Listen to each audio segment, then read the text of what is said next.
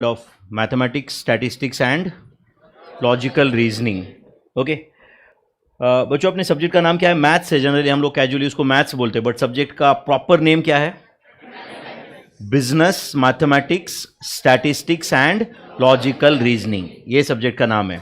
Okay, so first lecture I am able to see some excitement as well as some curiosity on your face कि exactly ये क्या पढ़ाने वाले और क्या करने वाले हमारे साथ exactly. So don't worry my friends, हम लोग 200 से ज़्यादा आवर्स के लिए साथ में रहेंगे only for CA Foundation. 200 teaching hours से भी ज़्यादा, एंड ये 200 आवर्स से भी ज़्यादा हम लोग साथ में स्पेंड करके हम लोग ये मैथ्स जो टफ सब्जेक्ट माना जाता है कॉमर्स स्टूडेंट के लिए, इसको हम बहुत ज़्यादा आसान बना देंगे, बहुत ज़्यादा आसान बना देंगे. तो मैं आपको एक गुजारिश करूंगा शुरुआत में कि आप ऐसा माइंडसेट बना दो. अभी I have told on the previous day also, ऐसा आप एक माइंडसेट बना दो कि आपके लिए सीए फाउंडेशन मैथ्स का ये फर्स्ट लेक्चर है. CA foundation maths, this is your day number 1. What ever you have studied before this, आप समझो कि आपके वो कुछ बेसिक नॉलेज ओरिएंटेड सेशंस थे. ठीक है, चलेगा बच्चों? जो भी आप जानते हो वो बोनस है. मैं यहाँ पे एज्यूम कर रहा हूँ कि मेरे सामने जो बच्चा बैठा है वो सीए फाउंडेशन मैथ्स का जिंदगी में पहला लेक्चर अटेंड कर रहा है. ओके, एंड उसने 11th एंड 12th में मैथ्स नहीं पढ़ा है. ओके, एंड 10वीं तक जो भी मैथ्स पढ़ा है वो भी उसको थोड़ा बहुत याद है, थोड़ा बहुत याद नहीं है. एटलीस्ट कैलकुलेशंस वगैरह याद है, उसके आगे का कुछ ज़्यादा पार्ट उसको याद नहीं है. ऐसे ही मैं एज्यूम कर लेता हूँ. चलेगा बच्चों? So all of you are comfortable? पक्का? ओके, तो मैथ्स में कितने चैप्टर्स है? मैथ्स में कितने चैप्टर्स है? मैथ्स, स्टैट्स एंड एलआर में total all together put together 18 chapters are there. उसमें से मैथ्स में कितने हैं? I think there are 8 chapters in mathematics, 6 chapters in statistics and 4 chapters in logical reasoning. Okay, ये सीए फाउंडेशन का everyone is going to appear for November December 23 attempt. बराबर है ना? नवंबर दिसंबर 23 में आप सीए फाउंडेशन लिखोगे, नवंबर 24 में आप इंटरमीडिएट लिखेंगे, एंड जनवरी 25 में आप आर्टिकलशिप स्टार्ट करोगे. बराबर है ना? Everyone is planning that. जनवरी 25 में, आज से 1.5 साल के बाद तुम बोलोगे कि I am doing articleship at so and so firm and I am a CA final student. यही टारगेट कर रहे हो आप? बराबर है ना? एंड आपको लगता है कि सब लोग ऐसा कर पाएंगे? सब लोग सीए इंटरमीडिएट चले जाएंगे, सीए फाइनल में भी चले जाएंगे, 1.5 साल के अंदर ये सब कुछ कंप्लीट होगा, ऐसे लग रहा है आपको ये? बट कॉन्फिडेंट है बिना कुछ किए ऐसे ही हो जाएगा? मतलब अब ये क्लास ज्वाइन कर लिया आपने, अब ये टीचर्स पढ़ाने वाले, बस अपना काम खत्म, अभी कुछ भी नहीं करना है अपने को, ऐसा है क्या? बस अभी कुछ भी नहीं करना है, अपन अपने आप को बता, अपन यहाँ पे राइट प्लेस पे अपन आ गए, अब कुछ नहीं करेंगे, अब बस बाकी का काम टीचर कर देंगे, ऐसा है क्या? तुम में से कुछ लोगों को ऐसा लगता है क्या कि भाई फीस भी हम भरे, पढ़ाई भी हम ही करें, ध्यान भी हम ही दे, रिविजन भी हम ही करें, है कि नहीं? उसके बाद में मेहनत भी हम ही करें, सिर्फ पैसा ये लोग कमाए, ऐसा लगता है कि आपको? कुछ लोगों को फील रहेगा ऐसे, तो पढ़ाई मैं कर रहा हूँ, दिन भर ध्यान दो, ये लोग हमें बोलते रहते, हम लोग ध्यान देते रहते, घर जाके होम एक्सरसाइज हम सॉल्व करें, है कि नहीं? प्रिपरेशन लीव में बाद में हम लोग पढ़ाई करें. बराबर है कि दुनिया की मेहनत करें, एंड ये लोग करोड़ों रुपए कमा लेते. ऐसा लग रहा है क्या? आपको क्या लगता है, हमारी साइड से कोई मेहनत नहीं है क्या? तो तुम में से जो एवरेज से एवरेज बच्चा है बच्चों, ओके, उसको समझने तक हम क्लास में कंटिन्यू करेंगे. मैं क्या बोल रहा हूँ, समझ रहे हैं आपको? ये एवरेज से, वैसे तुम कैसे बच्चे हो? एवरेज बच्चे हो, अबो एवरेज, या बहुत इंटेलिजेंट? नहीं, ईमानदारी से बताओ, एवरेज या बिलो एवरेज? अच्छा, below average. Okay, below average मान के चलते, मतलब वो सेफ प्ले कर रहा है वो स्टूडेंट जो जोर से चिल्ला रहा है ना, बिलो एवरेज, वो सोच रहा है चलो दे भाई बिलो एवरेज बोल देते, थोड़ा ज़्यादा ही पढ़ाएगा ना, है कि नहीं? एवरेज सोच के कुछ 2-4 पॉइंट स्किप कर दिया, अपने को प्रॉब्लम वापस. तो मैं बिलो एवरेज है, ये रेंज में ही आप हो, ये सोच के ही पढ़ाऊंगा बच्चों. 200 घंटे हम लोग यहाँ पे टाइम पास तो नहीं करेंगे ना, 200 घंटे से ज़्यादा ये सब्जेक्ट पढ़ेंगे, बहुत अच्छे से करेंगे. ठीक है, ये 18 चैप्टर्स हम लोग एकदम बहुत अच्छे से प्रिपेयर करेंगे. ठीक है बच्चों, आपको मैं जो बुक्स दूंगा उसमें 4 बुक्स रहेंगे. उसमें से पहले बुक में रहेंगे 2000 मल्टीपल चॉइस क्वेश्चंस, उसके अगले बुक में रहेंगे 3000 मल्टीपल चॉइस क्वेश्चंस. तो टोटल मल्टीपल चॉइस क्वेश्चंस कितने हो गए? 5000. उसके बाद में मैं आपको एक ब्लैंक नोट्स दूंगा जो आपको साथ साथ में कंप्लीट करना है मेरे, एंड उसके बाद में एक प्रॉपर नोट्स रहेंगे जिसमें सब कुछ लिखा हुआ है, सारे फॉर्मूले, सारे टाइप के एग्जांपल्स, राइट, जो सब लिखा हुआ है. तो 4 बुक्स आपको मिलेंगे, मे बी 1 और 2 डेज में आपको वो बुक्स मिलना चाहिए. ओके, अगर आप में से कोई लाइव स्ट्रीम में बोल रहा है कि सर ये बुक्स मिलने तक हमें कुछ प्रॉब्लम आएगा, तो बिल्कुल भी प्रॉब्लम नहीं आएगा। बुक्स मिलने तक आपको राइट क्लास में उसकी बिल्कुल भी जरूरत नहीं रहेगी, ठीक है। Without any book we can continue this batch. 4, 5, 6, 7 lectures तक हमें कोई प्रॉब्लम नहीं है। तब तक भी आपके हाथ में अगर नोट्स आ गए तो उसके बाद में कोई प्रॉब्लम नहीं रहेगा, तब तक भी इनफैक्ट कोई प्रॉब्लम नहीं है बच्चों, ठीक है। फिर स्टार्ट करें हम लोग। तो जो भी कुछ आपको इंटरेस्ट रहता है कि सर आप बताओ, जनरली इंट्रोडक्टरी लेक्चर में आपने बताना चाहिए कि आप सीए कब बने, सीए बनने के लिए आपने क्या स्ट्रगल किया, फिर आज उसके बाद में क्या स्ट्रगल किया, आप टीचिंग में क्यों आए, क्या है। एक काम करेंगे हम लोग, वो धीरे धीरे धीरे पढ़ते ही रहेंगे, सुनते ही रहेंगे, जैसे जैसे टॉपिक आएगा। हम लोग वो स्पेशल उसके लिए कुछ टाइम नहीं निकालेंगे कि सर ये बताओ। मैं एक मैथ्स का टीचर हूँ जो 19 ईयर्स से मैथ्स पढ़ा रहा हूँ, आपके लिए बहुत अच्छे से मैथ्स कंप्लीट कर दूंगा। इतना इंट्रोडक्शन काफ़ी है, ठीक है बच्चों, इतना इंट्रोडक्शन काफी है। मेरा नाम जानते हो, सरनेम जानते हो, बस है इतना, करेक्ट है ना? यस, चलेगा ना? बाकी अपन कभी किसी टॉपिक में कुछ निकलेगा, थोड़ा कुछ इधर उधर आएगा तो उसमें देखेंगे ना हम लोग। हम वैसे भी हम साथ में अभी लोग, we are like a family and we are going to spend so many hours together now, correct है ना बच्चों? यस, तो business mathematics, statistics and logical reasoning, ये अपने सब्जेक्ट का नाम है, जिसमें ऑब्वियसली देयर आर 18 चैप्टर्स, आपने ही मुझे बताया। ओके, अब पहला क्वेश्चन ये है कि सर ये जो भी आप पढ़ाओगे, अगर हो सकता है तो हमें सीक्वेंस बताओ, किस चैप्टर के साथ आप स्टार्ट करोगे, कैसे कंप्लीट करोगे। हो सकता है आपके दिमाग में ये डाउट है। हो सकता है कि सर दूसरा डाउट है कि सर अगर नोट्स अब हमारे पास नहीं है अभी, तो हम लोग क्या करने वाले एग्जैक्टली, कैसे पढ़ेंगे मैथमेटिक्स, आप पहले क्वेश्चन कहाँ से सॉल्व करवा के लेंगे, क्या करेंगे। तो मुझे बताओ, आप इसके पहले आपने कभी कोई सब्जेक्ट कंप्लीट किया रहेगा, किसी और ने बहुत अच्छे से लिखे हुए नोट्स आपको दिए, वो एक ऑप्शन, या आपने खुद लिखे हुए, थोड़ा बहुत हैंडराइटिंग कम ज्यादा रहेगा कुछ, ओके, कौन सा ऑप्शन बेटर लगा आपको? खुद का थोड़ा बहुत हैंडराइटिंग कम ज्यादा गंदा रहेगा, थोड़ा बहुत जो भी कुछ रहेगा, बट खुद लिखे हुए notes are the best notes in the world or not?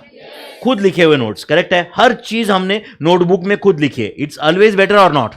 तो हम लोग क्लास में वही करेंगे, ठीक है बच्चों।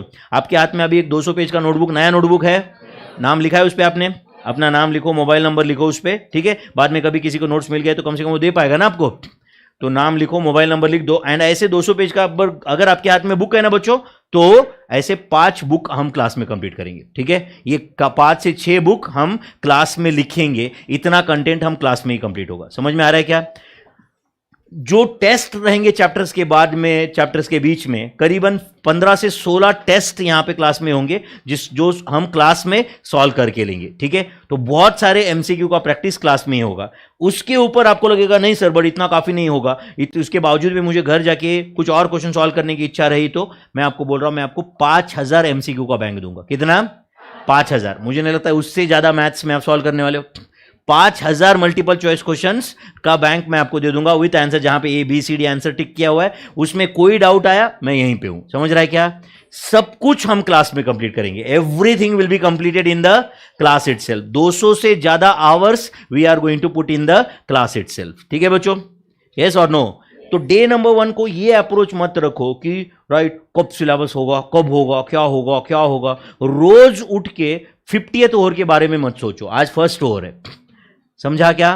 Suppose we are playing a cricket match where we are chasing the target, okay. समझो हमें 50 ओवर में 350 रन का टारगेट है, 50 ओवर में 350 रन। एंड समझो तुम 2 ओपनर बैट्समैन हो, तो तुम्हारे दिमाग में क्या होना चाहिए? हर ओवर में सोचेंगे क्या भाई 350, एक ओवर में रन गए, अब कैसे? ऐसे होगा क्या? अच्छा 350 चेसिंग में एक आध ओवर मेडन जा सकता है क्या? फिर भी क्यों नहीं जा सकता भाई? क्या प्रॉब्लम है? करेक्ट और नॉट? 50 ओवर में 350 रन चेस कर रहे, एक आध ओवर मेडन है, कोई प्रॉब्लम नहीं। अगले ओवर में एक अलग अलग अपॉर्चुनिटी है। पहले जो ओपनर बैट्समैन उतरेंगे उन्होंने क्या सोचना चाहिए? हर बॉल पे चौका छक्का? क्या सोचना चाहिए? चलो भाई 5 ओवर में 30 रन भी हो गए विदाउट विकेट, तो बहुत अच्छी बात है। 10 ओवर में 60-70 रन है, एक आधा विकेट के अंदर रहा, तो बहुत अच्छी बात है। 10 ओवर में 60 रन है सिर्फ, okay, we are chasing 350 and कोई विकेट नहीं है, ये सिचुएशन बेटर है या 10 ओवर में 100 रन है 5 विकेट पे, ये सिचुएशन बेटर है? फर्स्ट वाला बेटर है। वैसे तो सेकंड वाले सिचुएशन में 10 ओवर में 100 रन हुए थे। समझ रहा है क्या? तो हमें भी यही अप्रोच रखना है अपने को। रोज उठ के कोई सोचेगा सर मैं सीए फाउंडेशन स्टूडेंट आज रात को 4 बजे तक पढ़ता हूं, कोई फायदा नहीं है भाई। समझा है नहीं? तुम्हारा टारगेट क्या होना चाहिए? तुम्हारा टारगेट क्या होना चाहिए पढ़ाई का? मैं वही बता रहा हूं, आई am teaching right from the point जहां पे मैं खुद एक फील ले रहा हूं कि ये सीए फाउंडेशन बच्चों का फर्स्ट डे, इवन दो तुम्हारे बाकी सब्जेक्ट स्टार्ट हो चुके हैं, तो तुम मैथ्स के हद तक यही समझो कि भाई ये पहला लेक्चर है। आनंद सर ने पहला लेक्चर लिया, उसमें क्या अकाउंट्स डायरेक्ट चैप्टर चालू कर दिया क्या? मे नॉट भी हो सकता है उन्होंने इंट्रोडक्शन किया, तो मैं कुछ इंट्रोडक्शन भी दूंगा, साथ साथ में मैथ्स के बारे में थोड़ा कुछ बताऊंगा, एंड हम पहला चैप्टर स्टार्ट भी कर देंगे। ठीक है बच्चों? ओके, तो 18 चैप्टर का क्या लिस्ट है वो भी मैं बताऊंगा, साथ साथ में अपना एक थोड़ा क्लासरूम स्ट्रैटेजी डिस्कस करते हैं अपन। चलेगा बच्चों? यस। तो अपने को यहां पे नोट्स किस में कंप्लीट करना है? अपना नोटबुक में। कितना नोटबुक कंप्लीट करेंगे हम लोग? 5 से 6 नोटबुक कम से कम हम क्लास में कंप्लीट करेंगे। क्वेश्चन आंसर सब कुछ मैं लिख के दूंगा। फर्स्ट डे ही आपको समझ में आ जाएगा कि एग्जैक्टली क्या होने वाला है इसमें। समझ में आ रहा है क्या? बट इट्स वेरी इंपॉर्टेंट कि आप एक बिलीव के साथ यहां पे बैठो कि बॉस ये अभी आ गए तो अपना मैथ्स एकदम रॉक कर देंगे अपन, मैथ्स में कोई प्रॉब्लम रहेगा ही नहीं। ठीक है बच्चों? ये माइंडसेट के साथ यहां पे बैठे हो फिर सब लोग? पक्का? अच्छा, मैं थोड़ा सा स्ट्रिक्ट टाइप का टीचर हूँ ऐसे मुझे लगता है। तो एक पहले ज़माने में कभी एक 2004-05 में जब मैं पढ़ाना चालू किया ना, तब मैं थोड़ा अच्छा इंसान था, अब थोड़ा ख़राब हो गया हूँ। ओके, तो मैं कभी कभी स्टूडेंट को डांट देता हूँ, कभी किसी ने कुछ बात कर रहा है, कुछ ये कर रहा है, कुछ मस्ती कर रहा है, तो कभी कभी मैं डांट देता हूँ। ओके, तो चलेगा क्या आपको? कुछ कोई बात कर रहा है तो भी अननेसेसरी, मैं कोई पर्सनल खुन्नस नहीं निकालूंगा किसी का, कोई ऑब्वियसली पर्सनल रहता भी नहीं है, तुम में से किसी का नाम भी नहीं जानता मैं। इनफैक्ट हो सकता है कि क्लास के एंड तक भी कुछ लोगों का ऐसा कुछ पर्सनल रेपो बन जाए, अदरवाइज वो भी नहीं रहेगा। तुम्हारी पर्सनल दुश्मनी तो नहीं रहेगी, इतना तो पक्का। बट कभी मैंने क्लास में डांट दिया, कुछ कर दिया, तो चलेगा क्या आपको? एक बार ठीक से बताओ बच्चों, बाद में बोलोगे कि नहीं सर ऐसे कैसे डांट दिया, ये कर दिया, वो कर दिया। ठीक से बताओ, कभी आपने कुछ मिस्टेक किया, कभी कुछ आपको लगा, तो ऐसे मैं डांट सकता हूँ या नहीं? हाँ या ना? मैं मारूंगा नहीं, पीटूंगा नहीं, obviously, no doubt. Okay, but कभी हाँ यार कैसे आदमी हो यार तुम लोग, तुमको लगता है क्या कुछ, ऐसे तो बोल सकता हूँ ना मैं। थोड़ा बहुत कभी कभी लैंग्वेज थोड़ा आगे तक जा सकता है, और क्या है ना? ऐसा हो सकता है ना? चलेगा ना? एवरीवन देखो, मैं हाँ बोल रहे हो सब लोग, रिकॉर्ड भी हो रहा है यार, रिकॉर्ड कर लूँ मैं? रिकॉर्ड कर लेता हूँ भाई। देखो मैं बोलूंगा आपको कि मैंने आज सुबह दूसरी बैच में भी किया, मैं आपको कभी डांट सकता हूँ, कुछ कर सकता हूँ, कभी आपने मस्ती की तो मैं आपको डांट सकता हूँ। हाँ बोल रहे हो क्या आप सब लोग? जोर से बोलो हाँ भाई। देखो बाद में मैं आपको यही वीडियो दिखाऊंगा, आप सब लोग हाँ बोल रहे हो, इधर से एक बार बोलो हाँ सब लोग। पक्का? क्या आवाज थोड़ा कम आ रहा है इधर से भाई? ठीक है ना? तो कभी कुछ अगर डाटा मैंने कुछ रहा तो बोलने का कि ठीक है यार अपने लिए ही डांट रहा है, बराबर है ना? इस अप्रोच के साथ नहीं रहने का कि भाई सब कुछ अभी बस टीचर ही करेगा, मेरा कुछ काम ही नहीं है। कुछ लोग तो बोलते कि मैं ध्यान तो क्यों दूं सर, ये भी आपका ही काम है नहीं? तो मैं वो नहीं कर सकता बच्चों, करेक्ट है ना? वो मैं कर सकता हूँ कैसे? नहीं, अब अभी वो टेक्नोलॉजी आई नहीं ना अभी तक कि सब कुछ टीचर संभाल ले। एंड जब वो टेक्नोलॉजी आ जाएगी ना, सब कुछ टीचर संभाल ले, तब ऐसे कोचिंग सेंटर्स वगैरह सब बंद हो जाएगी, तब ऐसा डायरेक्ट इंजेक्शन ही आएगा ना, है या नहीं? ऐसे रेशो प्रोपोर्शन का एक इंजेक्शन मिलेगा, डायरेक्ट इंजेक्शन दे देगा, स्टूडेंट बोलेगा हाँ रेशो आ गया सर, बराबर है कि नहीं? एक लॉग्स का सर हेवी डोज दे दो सर, लॉग बहुत टफ जा रहा है सर, एक काम करो लॉग का 90 ml कर दो, लॉग का 90 कर दो, बाकी का तो 60 का डोज ले लेंगे हम लोग, है ना? लॉग का इधर जोरदार बड़ा डोज दे दो। ऐसा कुछ होने वाला है क्या? वो टेक्नोलॉजी रहेगा ही नहीं, फिर इतने बड़े बड़े कोचिंग सेंटर्स, इतना क्लासरूम रहेगा ही नहीं, हर क्लासरूम का एक पान टपरी की तरह बाहर रहेगा इधर, है कि नहीं? Ratio proportion by Vinod Reddy, डॉस आएगा इधर ही, बराबर है कि नहीं? तो वो टेक्नोलॉजी अभी तक आया नहीं है। जब भी वो टेक्नोलॉजी आएगा ना तो अपन सबसे पहले यूज करेंगे, है ना? फिर कोचिंग सेंटर बंद, पढ़ने का नहीं, कुछ नहीं, मस्त इंजेक्शन लेने का, 2 रेशो पर एग्जाम के पहले 2 बूस्टर डोज लेने का, कहानी खत्म, बराबर है कि नहीं? तो ऐसा अभी तक नहीं है, तो तब तक तो अपने को पढ़ना ही पड़ेगा बच्चों। फिर तो पढ़ेंगे ना अच्छे से, बहुत अच्छे से पढ़ेंगे। अच्छा मुझे बताओ, ये फाउंडेशन का जो अपना मैथ्स का पेपर है, 100 मार्क्स का पेपर, बराबर है ना? ये ऑब्जेक्टिव पेपर है या सब्जेक्टिव है? ऑब्जेक्टिव। कितने मल्टीपल चॉइस क्वेश्चंस इसमें पूछे जाते हैं? 100 multiple choice questions. Each question will give, each correct answer will give you 1 mark and each wrong answer will give you minus 0.25 marks. Each wrong answer will give you minus 0.25 marks. Correct है? And अगर आपने solve ही नहीं किया, अगर उसको solve ही नहीं किया तो ना मार्क्स बढ़ेंगे ना मार्क्स कम होंगे उस क्वेश्चन की वजह से। Each correct answer carries 1 mark and each wrong answer carries minus 0.25 marks. Correct है? 100 क्वेश्चंस, बराबर है? हर चैप्टर के करीबन कितने क्वेश्चंस आते रहेंगे? मतलब करीबन कितने क्वेश्चंस? 18 चैप्टर से अपने पास करीबन कितने क्वेश्चंस आते रहेंगे हर चैप्टर के? एक यू कैन से 4 से 7 के रेंज में, 4 to 7 के रेंज में हर चैप्टर के क्वेश्चन आते रहेंगे, बराबर है ना। हो सकता है किसी चैप्टर के 6 क्वेश्चन पूछे गए, किसी चैप्टर के 5 क्वेश्चन पूछे गए, हर किसी चैप्टर के 3 ही क्वेश्चन पूछे गए, इवन दिस इज पॉसिबल। ये 18 चैप्टर से मतलब सबका लेंथ इक्वल भी नहीं है ना। हो सकता है कि एक चैप्टर है लेट से इनइक्वालिटीज 2 लेक्चर में कंप्लीट हो जाएगा। हो सकता है कि एक चैप्टर है measures of central tendency and dispersion, पता चला 15 दिन से चल रहा है। क्वाइट पॉसिबल और नॉट। ऐसा नहीं है कि एक चैप्टर मतलब एग्जैक्टली एक चैप्टर खत्म हुआ मतलब 1/18 ऑफ द सिलेबस कंप्लीट हुआ, करेक्ट है ना। ऐसा नहीं है, डिपेंड, चैप्टर में भी फर्क है। वैसे एलआर के 4 चैप्टर को उतना ही टाइम लगेगा जितना अपने को measures of central tendency and measures of dispersion एक चैप्टर है वो कंप्लीट करने को लगेगा। इनफैक्ट वो एक चैप्टर जो है मैंने बताया अभी स्टैट का, उसको ज्यादा टाइम लगेगा as compare to even 4 chapters of LR. ठीक है बच्चों, तो मुझे बताओ, ये अपना एमसीक्यू फॉर्मेट है, बराबर ना बच्चों। इसमें अपने को मार्क्स मैक्सिमाइज करना है, ओके, ज्यादा से ज्यादा मार्क्स लाना है। मतलब कितने वाला मार्क्स लाना है आपको, क्या लगता है कि सर कम से कम इतना तो चाहिए, इससे नीचे तो एडजस्ट है, कम से कम रियलिस्टिक बात करो, कम से कम इतना तो चाहिए, इससे नीचे नहीं चाहिए। मे बी 70 to 80 के बीच में आप कुछ बोल रहे हो। देखो, मैं आपको कोई झूठी उम्मीद नहीं देना चाहता कि मैं ये क्लास ज्वाइन कर लिया कम से कम 100 मार्क्स मिलेंगे, ऐसा होता नहीं है, आपको भी पता है, करेक्ट और नॉट। ऐसा होता नहीं है, आपको भी पता है, करेक्ट और नॉट। हम लोग जोश में रियलिटी नहीं बोलेंगे, बराबर है ना। बोलने के लिए क्या जाता है, अल्टीमेटली रिजल्ट तुम्हारा आने वाला है ना बाद में, एंड तब भी मैं यहीं पर रहने वाला हूं, है कि नहीं। तो आपको लगता है कि सर 70 से 80 कम से कम 70 तो मार्क्स कम से कम होना चाहिए। हमने इतना तामझाम किया है, अब अगर आप आ ही गए हो यहाँ पे, इतना सब कुछ कर रहे हैं, हम लोग सारे नोटबुक कंप्लीट करेंगे, 15 टेस्ट सॉल्व करेंगे, इतने एमसीक्यूज देख लेंगे, एक हैंड रिटन बुक हम खुद लिख के कंप्लीट करेंगे, करीबन 380 पेज का वो बुक है जो हम खुद लिख के कंप्लीट करेंगे। इतना सब कुछ कंप्लीट करेंगे तो you can expect around 70 marks minimum. 70 marks minimum हम एक्सपेक्ट कर सकते हैं। ये 70 मार्क्स लाने के लिए 2 चीजें बहुत इंपॉर्टेंट है, ओके। आपका एक्यूरेसी इन द एग्जाम, आप जो भी लिख रहे हो वो करेक्ट होना चाहिए, plus it should be in the, बोलो, प्रॉपर स्पीड। अच्छा बताओ, आपको एग्जाम में जो 100 मार्क का आपका पेपर है, 100 एमसीक्यूज है, वो सॉल्व करने के लिए कितना टाइम देते हो लोग, कितना आवर्स, 2 आवर्स या 3 आवर्स? 2 आवर्स। कुछ लोगों को 3 आवर्स लग रहा है, भाई बहुत बड़े मिसकंसेप्शन में जी रहे हो तुम लोग, राइट। 3 आवर्स एंड 2 आवर्स बहुत ज्यादा डिफरेंस है, समझ रहे हैं क्या। अकाउंट्स के पेपर के लिए 3 आवर्स टाइम है, लॉ के पेपर के लिए 3 आवर्स का टाइम है, इकोनॉमिक्स के पेपर के लिए 2 आवर्स, मैथ्स का पेपर 2 आवर्स। इकोनॉमिक्स के पेपर के लिए जो 2 आवर्स है ना बच्चों, मेरे ख्याल say that is more than sufficient time. आज तक मैंने अपने करियर में हजारों बच्चों को पढ़ाया, आज तक एक भी बच्चा नहीं देखा कि कोई आके बोल रहा है कि सर इको में टाइम कम पड़ गया, ओके। इनफैक्ट ऐसे हजारों बच्चे मैंने देखे जो बोले कि आके कि सर इको में मैं सॉल्व किया, उसके बाद में 45 मिनट्स बचे थे, 50 मिनट्स बचे थे, मैं और एक बार चेक कर लिया, और एक बार चेक कर लिया सर, फिर भी टाइम खत्म नहीं होता, उसके बाद में भी 15 मिनट बचे थे। ये होता है इको में बहुत बार। बट मैथ्स में ऐसा कभी सुना है कि आपने, बच्चा बोला कि पेपर मैंने कंप्लीट किया 100 मार्क, उसके बाद में 1 घंटा बचा था, उसके बाद मैंने चेक कर लिया, उसके बाद में आधा घंटा बचा था, ऐसा कभी सुना तो है क्या आपने।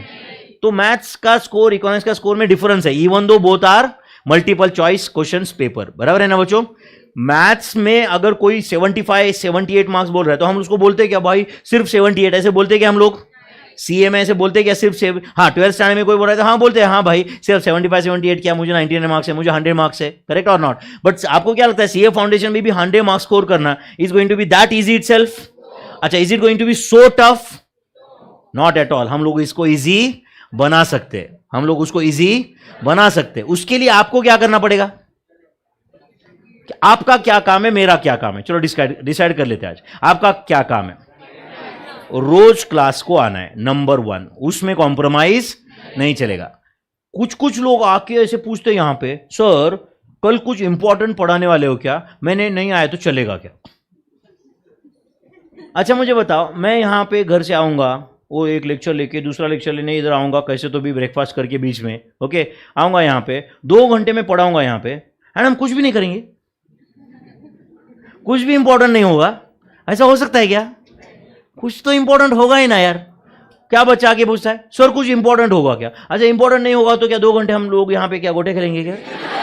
मतलब मैं इधर से आनंद सर, उधर से बीच बीच में अंकिता मैम भी आएंगे, बीच बीच में स्वप्निल सर भी आएंगे, ऐसा कुछ होगा क्या?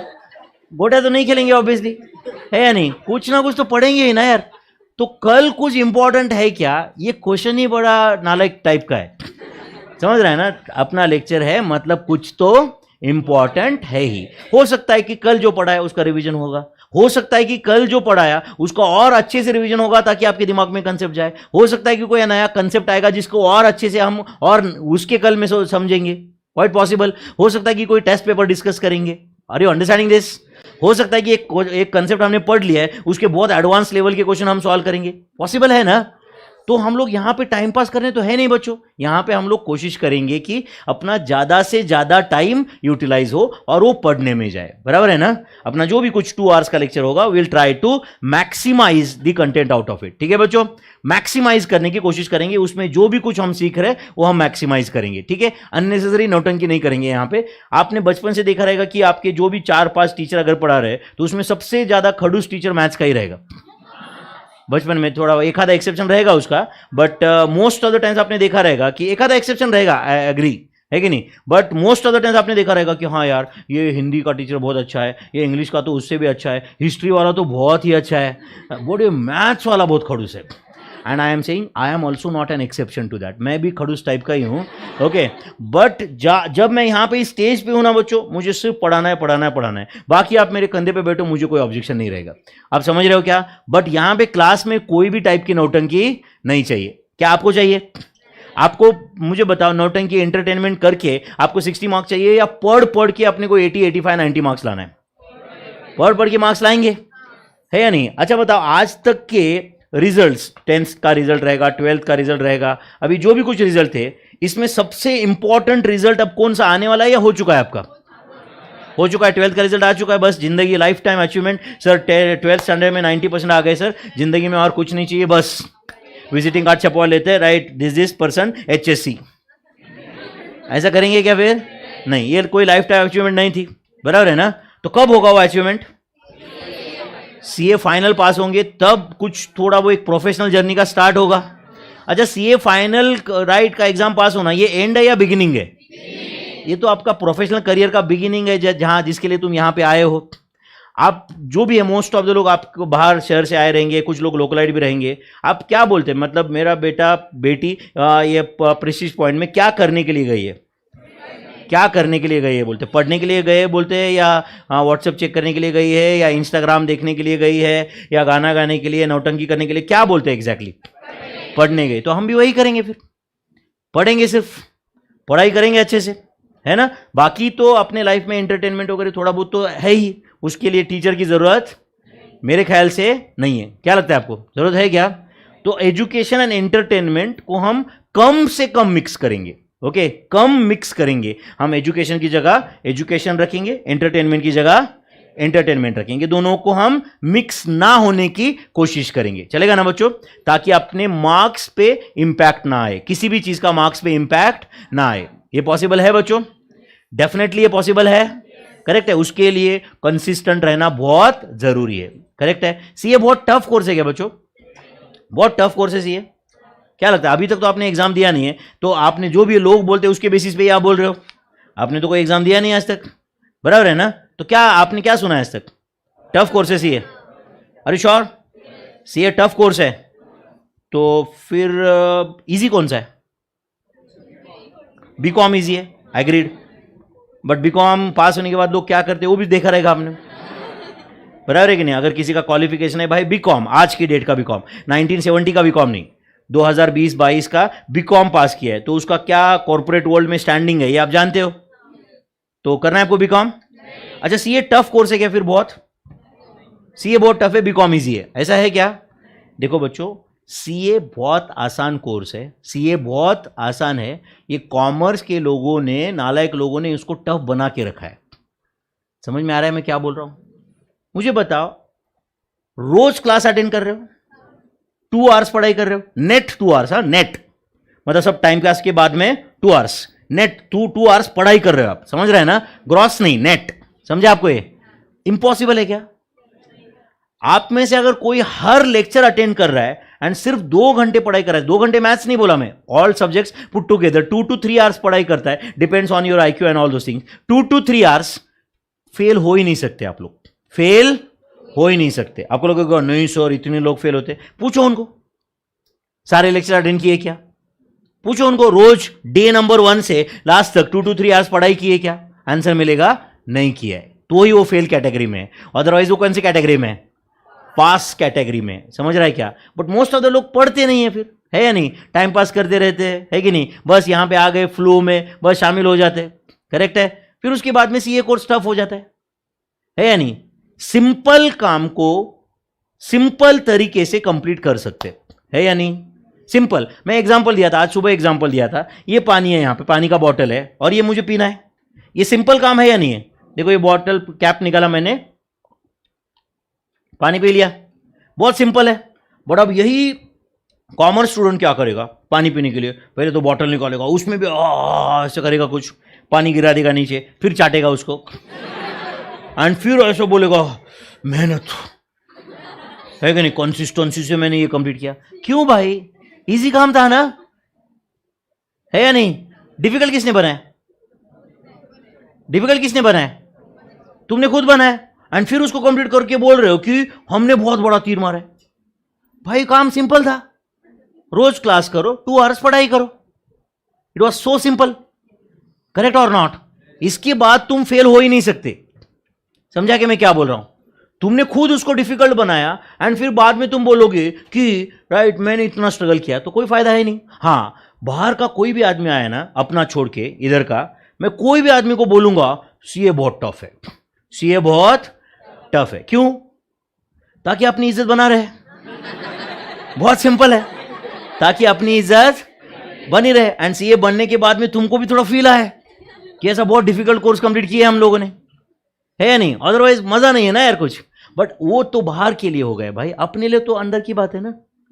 अपन अपने बीच में क्यों बोले ये डिफिकल्ट है, जबकि ये डिफिकल्ट है ही नहीं। आप लोग कहेंगे नहीं सर राइट इंटर डिफिकल्ट रहेगा, फाइनल डिफिकल्ट रहेगा। जरा देखो जाके बाहर कौन कौन सीए बन गया, कौन कौन इंटर पास हो गया, उनके चेहरे जाके देखो, आपको कॉन्फिडेंस आएगा, आपको लगेगा हाँ भाई मैं डेफिनेटली कर सकता हूं, है कि नहीं, डेफिनेटली मैं कर सकता हूं। ऐसे देखो आप, I am not criticising, I am not underestimating anything, with due respect to everyone. ये कोई डिफिकल्ट काम है नहीं यार, जबकि तुम्हारे पास इतने फैसिलिटीज है या नहीं। विद दीज फैसिलिटीज आपको कुछ भी डिफिकल्ट नहीं। मैथ्स में मैं आपको बोलूं, आपको 70-75 मार्क्स लाना है, आपको क्या करना है, क्लास को आना है, बस आपको क्या करना है, क्लास को आना है, रोज क्लास को आना है, मैंने जितना बोला है उतने इंस्ट्रक्शन फॉलो करना है, इतना हो सकता है, बाकी काम मैं कर लूंगा। समझ में आ रहा है क्या? Same applies to CA intermediate also. ऐसा कुछ नहीं है कि राइट बिल्कुल ही आपको रोज 15-16 घंटे 18 घंटे पढ़ना है। वो तो सिर्फ वो स्टाइल मारना रहता है सोशल मीडिया पे, इस पे उस पे बड़ी बड़ी बातें करना रहता है कि नहीं। ऐसे लोग ऐसे बुक वुक का ऐसा थप्पी लगा लेते हैं,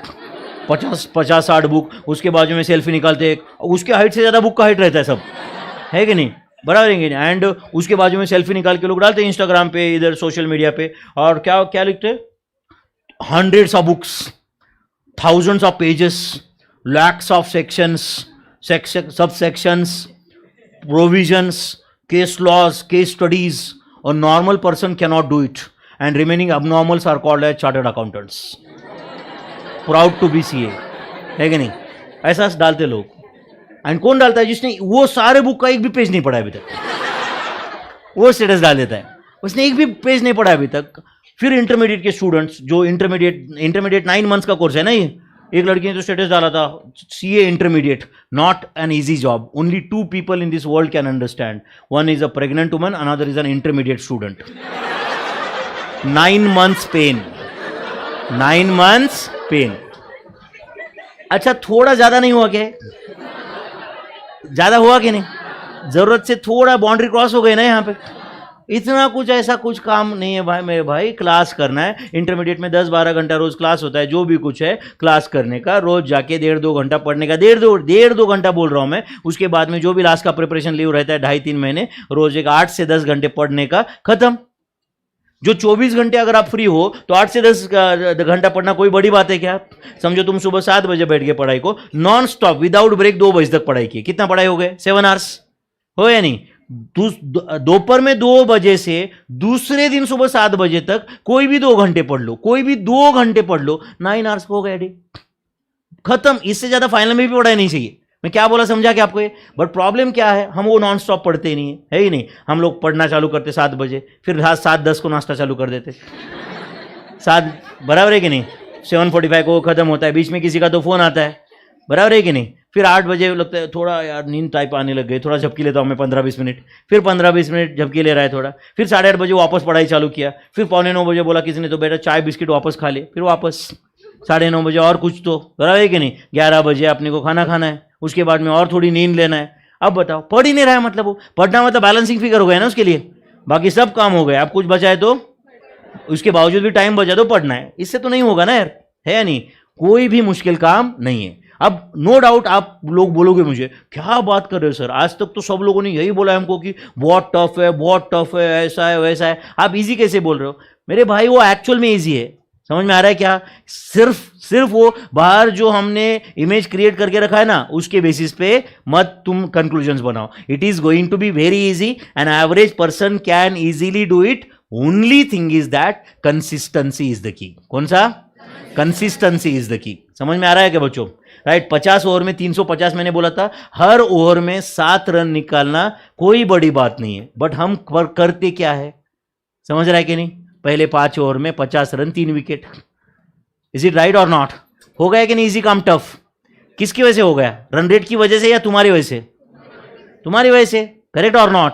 ठीक से अगर खेला तो कुछ भी ये काम टफ नहीं है ना, यस और नो? राइट, नो डाउट सामने से भी कुछ प्रेशर है आईसीआई का, बाकी जो भी कुछ है, बट वो तुम्हारा संभालना तो अपना काम है ना यहाँ पे। दैट कंसिस्टेंसी इज इंपॉर्टेंट और नॉट?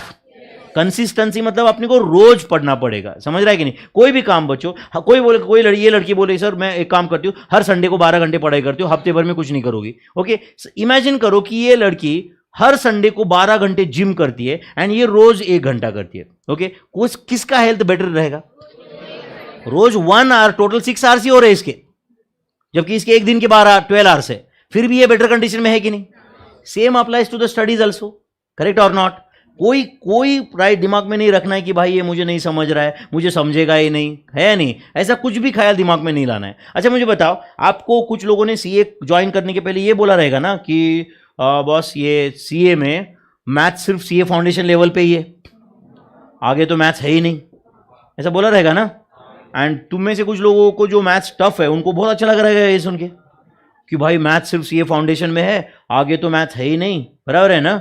एंड आगे तो अपने को क्या अपने इंटर का एंड फाइनल का पूरा सब्जेक्ट के नाम दिखे रहेंगे, आपको दिख रहा है इसमें मैथमेटिक्स कहीं भी नहीं दिख रहा है, मैथमेटिक्स कहाँ दिखा? सिर्फ सीए फाउंडेशन में। तो फिर किसी ने आपको बोला रहेगा मैथ्स सिर्फ फाउंडेशन में है, पास होने लायक कर ले, आगे कहीं पे भी मैथ्स नहीं है। आप बताओ, वो जिसने भी आपको ऐसा सजेशन दिया ना बच्चों, उससे इसके आगे कोई सजेशन मत लेना एंड उससे दूर रहना, वो आपके करियर के लिए हार्मफुल इंसान है, समझ रहा है कि नहीं? जिसने भी आपको ऐसा बोला वो करियर के लिए, आपके करियर के लिए हार्मफुल इंसान है, ठीक है? अच्छा मुझे बताओ, कल सीए इंटर में हम लोग कॉस्टिंग सीखेंगे, एफएम सीखेंगे, समझ रहा है, इनकम टैक्स सीखेंगे। आपको क्या लगता है बिना मैथ्स के सब होगा ही? अच्छा कॉस्ट अकाउंटिंग में आपको लगता है बिना मैथ्स के पूरा कॉस्टिंग हो जाएगा? अच्छा फाइनेंशियल मैनेजमेंट में आपको लगता है क्या मैथ्स कुछ भी नहीं आता है मुझे, ओके, बट मैं एफएम में एकदम एक्सपर्ट हूं, ऐसा होगा क्या? कल जाके आएगा कोई calculate the risk of portfolio by using the variance model, कोई तो रहेगा मॉडल, समझ रहा है क्या? कैलकुलेट स्टैंडर्ड डिविएशन, वेरिएंस, ये सब कैलकुलेट करके कोएफिशिएंट ऑफ वेरिएशन कैलकुलेट करो एंड चेक करो कि ये कंपनी में इन्वेस्टमेंट बेटर है या वो कंपनी में, right? Take the decision on the base of coefficient of variation. आप बोलोगे क्या ये मैथ्स कहां से आ गया बीच में? अब सब्जेक्ट का नाम फाइनेंशियल मैनेजमेंट है, मैथ्स के बिना होगा? सब्जेक्ट का नाम कॉस्ट एंड मैनेजमेंट अकाउंटिंग है, मैथ्स के बिना होगा? सब्जेक्ट का कुछ हद तक नाम टैक्सेशन है, मैथ्स के बिना ही कंप्लीट होगा? ऐसा तो नहीं होगा। हाँ, काफी चीजें हो जाएगी बिना मैथ्स के, बट बिना मैथ्स के हर चीज तो कंप्लीट नहीं होगा ना, पर्टिकुलरली प्रैक्टिकल पेपर्स। तो maths at CA foundation level strong होना बहुत जरूरी है, समझ में आ रहा है क्या? एंड ये लेवल का नाम ही हमारा सीए फाउंडेशन है। ये बेस हमारा जितना स्ट्रांग रहेगा बच्चों, उतनी बिल्डिंग अच्छी बनेगी, उतना स्ट्रक्चर आगे अच्छा बनेगा। एंड अगर ये बेस प्रॉपर नहीं है एंड फिर भी हम इंटर में चले गए तो ये और भी डेंजरस हो सकता है, क्योंकि आप कहीं ना कहीं से तो नीचे गिर जाएंगे, क्योंकि बेस अच्छा नहीं है। समझा या नहीं? हो सकता है कि सीए फाइनल का कोई एक आध सब्जेक्ट में आपको इंटरेस्ट नहीं है, तो वो सब्जेक्ट में इंटरेस्ट नहीं है तो उतना ही आपका वीकनेस है। बट सीए फाउंडेशन में वीकनेस मतलब it is just like ground floor weak है, करेक्ट और नॉट? तो थर्ड फ्लोर बहुत अच्छा रहेगा, कुछ फायदा होगा क्या? क्यों नहीं होगा? Ground floor base should be strong or not? तो ये सीए फाउंडेशन बेस है, उसके अंदर भी maths is suppose to be one of the most important subject my friends, one of the most important subject, तो इसको इग्नोर मत करना बच्चों, ठीक है बच्चों। बाकी जो भी कुछ इंट्रोडक्शन में बोलना रहता है, मोटिवेशन, डेडिकेशन, कंसिस्टेंसी, ये सब लोग अपन बैच के राइट सिलेबस के अंदर ही रैप करके अपन सीखेंगे, चलेगा बच्चों। तो आज आपका मैथ्स का क्या डे नंबर 1 है, डे है 1 है 2 है 3 है, क्या है 1। इसके पहले कभी मैथ्स सीखे नहीं, सीए फाउंडेशन मैथ्स पहली बार सीख रहे हैं ना, ये सीए फाउंडेशन मैथ्स का डे नंबर 1 है। आपके पास एक नोटबुक है, बहुत जल्द आपको प्रिंटेड नोट्स भी मिल जाएंगे। आज आपके पास नोटबुक है, पेन है, कैलकुलेटर है, स्केल है, बस काफी है उतना। स्केल नहीं रहा तो भी मैनेज हो सकता है, बट नोटबुक, पेन, कैलकुलेटर इतना तुम्हारे पास रहा तो बस है, आज का लेक्चर हम स्टार्ट कर सकते हैं, ठीक है बच्चों। यस, करें स्टार्ट फिर, करें स्टार्ट फिर। ओके बच्चों, चलो फिर, जैसे मैंने बताया था, बोर्ड पे लिखा भी था, देखो एक्यूरेसी एंड स्पीड, ये दोनों इंपॉर्टेंट है, ये दो ही चीजें मैंने लिख के रखी थी। अच्छा मुझे बताओ, एक्यूरेसी कैसे क्रिएट होगा, एक्यूरेसी कैसे आएगा, आपका आंसर एक्यूरेट कैसे आएगा, प्रैक्टिस करके। सब लोग बोल रहे हो, तो गलत आंसर दिया आपने। Accuracy has nothing to do with the practice.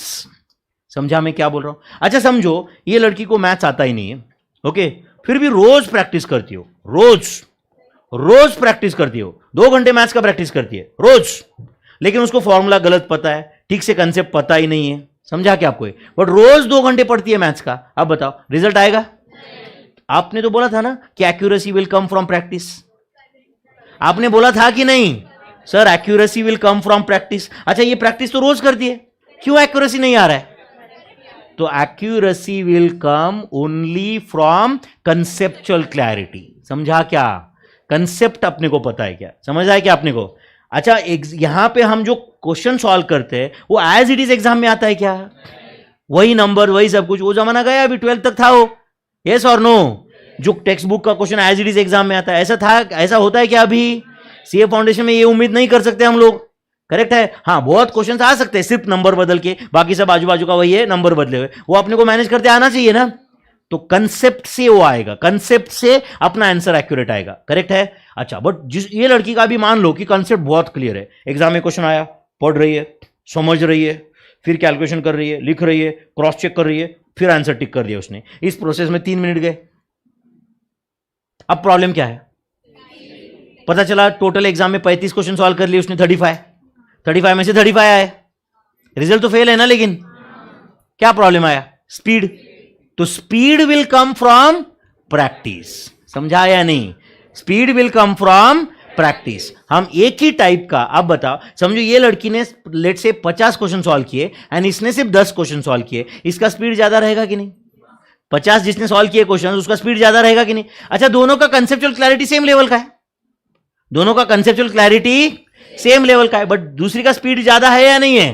क्यों? क्योंकि उसने ज्यादा क्वेश्चन सॉल्व किए थे, प्रैक्टिस ज्यादा किया था। तो प्रैक्टिस से क्या क्रिएट होगा? स्पीड। प्रैक्टिस से क्या क्रिएट होगा? स्पीड। एंड कंसेप्चुअल क्लैरिटी से क्या आएगा? एक्यूरेसी। एंड ये दोनों इंपॉर्टेंट है टू क्लियर द एग्जाम। तो हम लोग क्लास में हर चीज कंसेप्चुअली सीखेंगे, हर चीज। समझ में आ रहा है क्या? आपको कभी भी लगता है कि सर ये मुझे नहीं समझा है, तो आपने उसी वक्त पूछना चाहिए। हाँ सिर्फ उसको एक एक्सेप्शन है, कभी कभी ऐसा रह सकता है कि मैं वो पॉइंट बाद में वैसे भी थोड़ी देर के बाद एक्सप्लेन कर रहा हूं, तो आप अभी पूछ के क्या फायदा है? मैं आपको ज्यादा बोलूंगा कि बॉस थोड़ा वेट कर, ये वैसे भी क्लियर हो जाएगा। आपको बता दूं, मैं अभी इंटरमीडिएट का कॉस्टिंग का बैच कंप्लीट किया, तो उसमें 200 से ज्यादा घंटे पढ़ाया रहेगा, उसमें पूरे बैच में किसी ने मुझे एक डाउट भी नहीं पूछा। आपको लगता है कि सर किसी को डाउट आया नहीं रहेगा क्या? क्योंकि मैं उससे इतना बोला डे नंबर 1 को कि डाउट आया तो वेट करो, एक 5-10 मिनट वेट करो, आपको उसका आंसर मिलता है कि देखो अपने आप ही, नहीं मिला तो फिर डाउट पूछो आप, कोई ऐसा नहीं बचेगा। राइट, पिछले 20 साल में इतना पढ़ा के ऐसा कुछ है ही नहीं कि आप पूछोगे एंड मुझे वो पता नहीं है। आपके दिमाग में क्या चल रहा है, आप क्या सोच रहे हो, एग्जैक्टली आप कहां तक सोच सकते हो, ये सब कुछ मुझे पता है बच्चों, इतने सालों से मैं पढ़ा रहा हूं। इसको ओवर कॉन्फिडेंस मत पकड़ना, बट राइट ये मेरा कॉन्फिडेंस है इतने सालों से पढ़ाने का, आपको कोई भी डाउट नहीं आएगा। राइट, बट अगर कोई बोलेगा कि सर मैं कभी कभी ध्यान नहीं दूंगा, 5-10 मिनट में इधर उधर सोचूंगा एंड फिर आपने कुछ बताया एंड वो मिस हो गया तो क्या करूंगा? हाँ नो डाउट, कोई एक चीज में एक ही बार बताया वो रिपीट होती ही नहीं है, ऐसा कुछ होता नहीं है, रिपीट होता ही है वो। बट आप बताओ, आपने पूरा ध्यान दिया है एंड फिर भी आपको नहीं समझ रहा है, मैं 100 बार एक्सप्लेन करूंगा। वो समझ में आ रहा है क्या? आपके सबके चेहरे ठीक होने तक मैं कंप्लीट करूंगा यहां पे। इतना तो मुझे समझता रहेगा आपको देख के, आपको समझ रहा है नहीं समझ रहा है। बट कोई बोलेगा कि नहीं सर मैं ध्यान नहीं देता हूं, मैं इधर उधर देखता रहता हूं, फिर भी आप बार बार बताओ। ये तो इनजस्टिस होगा कि नहीं मुझ पे भी, एंड कहीं ना कहीं आपको भी अनरीजनेबल लग रहा है कि नहीं। ये लड़की बोलेगी सर मैं 10 मिनट से थोड़ा मेरे दिमाग में कुछ तो चल रहा था, आप वापस बताओ। फिर 10 मिनट के बाद ये बोलेगी कि सर पिछले 10 मिनट में मैं नहीं ध्यान दे रही हूं, आप कुछ तो और बताओ। ये तो इनजस्टिस हुआ ना टीचर पे भी यार, ये तो गलत है ना, करेक्ट है? आप पूरा ध्यान दो, नहीं समझा मैं आपके लिए यहां पे हूं। समझ में आ रहा है क्या? एंड लास्ट तक मैं यहां पे हूं, आपके एग्जाम हॉल में घुसने तक आपके साथ में हूं मैं यहां पे। समझ में आ रहा है आपको? आपके कोई भी queries, nothing will remain unaddressed my friends. Okay, everything will be completed in the class itself. समझ में आ रहा है आपको ये? यस, तो चलो फिर करें स्टार्ट हम लोग। तो हमने एज्यूम किया कि अपना बैच का डे नंबर 1 है बच्चों, ठीक है? So officially I welcome all of you to CA foundation mathematics my friends, and we will start, ठीक है? अच्छा, पहले पेज पे हम लोग क्या करेंगे, सिलेबस लिखेंगे, चलेगा ना? कितने चैप्टर से आपने बोला? 8 चैप्टर से। कितने? 8 इन mathematics, 6 in statistics and 4 in logical reasoning. तो 8 + 6 + 4 कितना हो जाता है? 18। So there are 18 chapters. तो सिलेबस लिखेंगे बच्चों, ठीक है ना? ओके, तो सबसे पहले लिख देना CA फाउंडेशन, लिख दो आप CA फाउंडेशन। ओके, अपना ये मैथ्स का पेपर नंबर क्या है? पेपर 1 है, 2 है, 3 क्या है? पेपर 3 है, बराबर ना बच्चों? कितने मार्क्स का पेपर है ये? 100 मार्क्स, पेपर 3। क्या पेपर का नाम है? Write down, business mathematics. And देखो बच्चों, एक जो लोग ऑनलाइन भी अटेंड कर रहे हैं, जो लोग ऑफलाइन है, 2-3 दिन आपको लगेगा, या 2 दिन भी नहीं लगेंगे यार, 2 लेक्चर लगेंगे। ओके, जहां पे आपको मेरा टीचिंग स्टाइल समझे, जहां पे आपको क्या करना है, मेरा क्या रोल है, मैं कैसे पढ़ाता हूं, सब समझेगा। आप समझ रहे हो बच्चों? तब तक आराम से ध्यान दो, यहां पे सब कुछ क्लियर हो जाएगा। मैं कैसे नोटबुक में लिख के देता हूं, कैसे बिना नोट्स के हम यहां पे पहले नोटबुक के साथ ही सब कुछ कंप्लीट करते हैं, सिलेबस सब कुछ समझेगा, ठीक है? आपके पास नया नोटबुक है? जो लोग ऑनलाइन अटेंड कर रहे हैं, नया नोटबुक है सबके पास? यस। चलो नाम लिखो, बिजनेस मैथमेटिक्स, कॉमा बोलो, statistics and logical reasoning, and logical reasoning. Yes,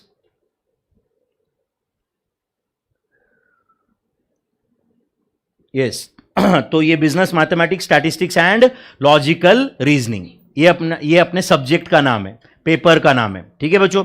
तो ऑब्वियसली जाहिर सी बात है, यहां पे 3 पार्ट है इसके। कौन से 3 पार्ट्स है? बोलो।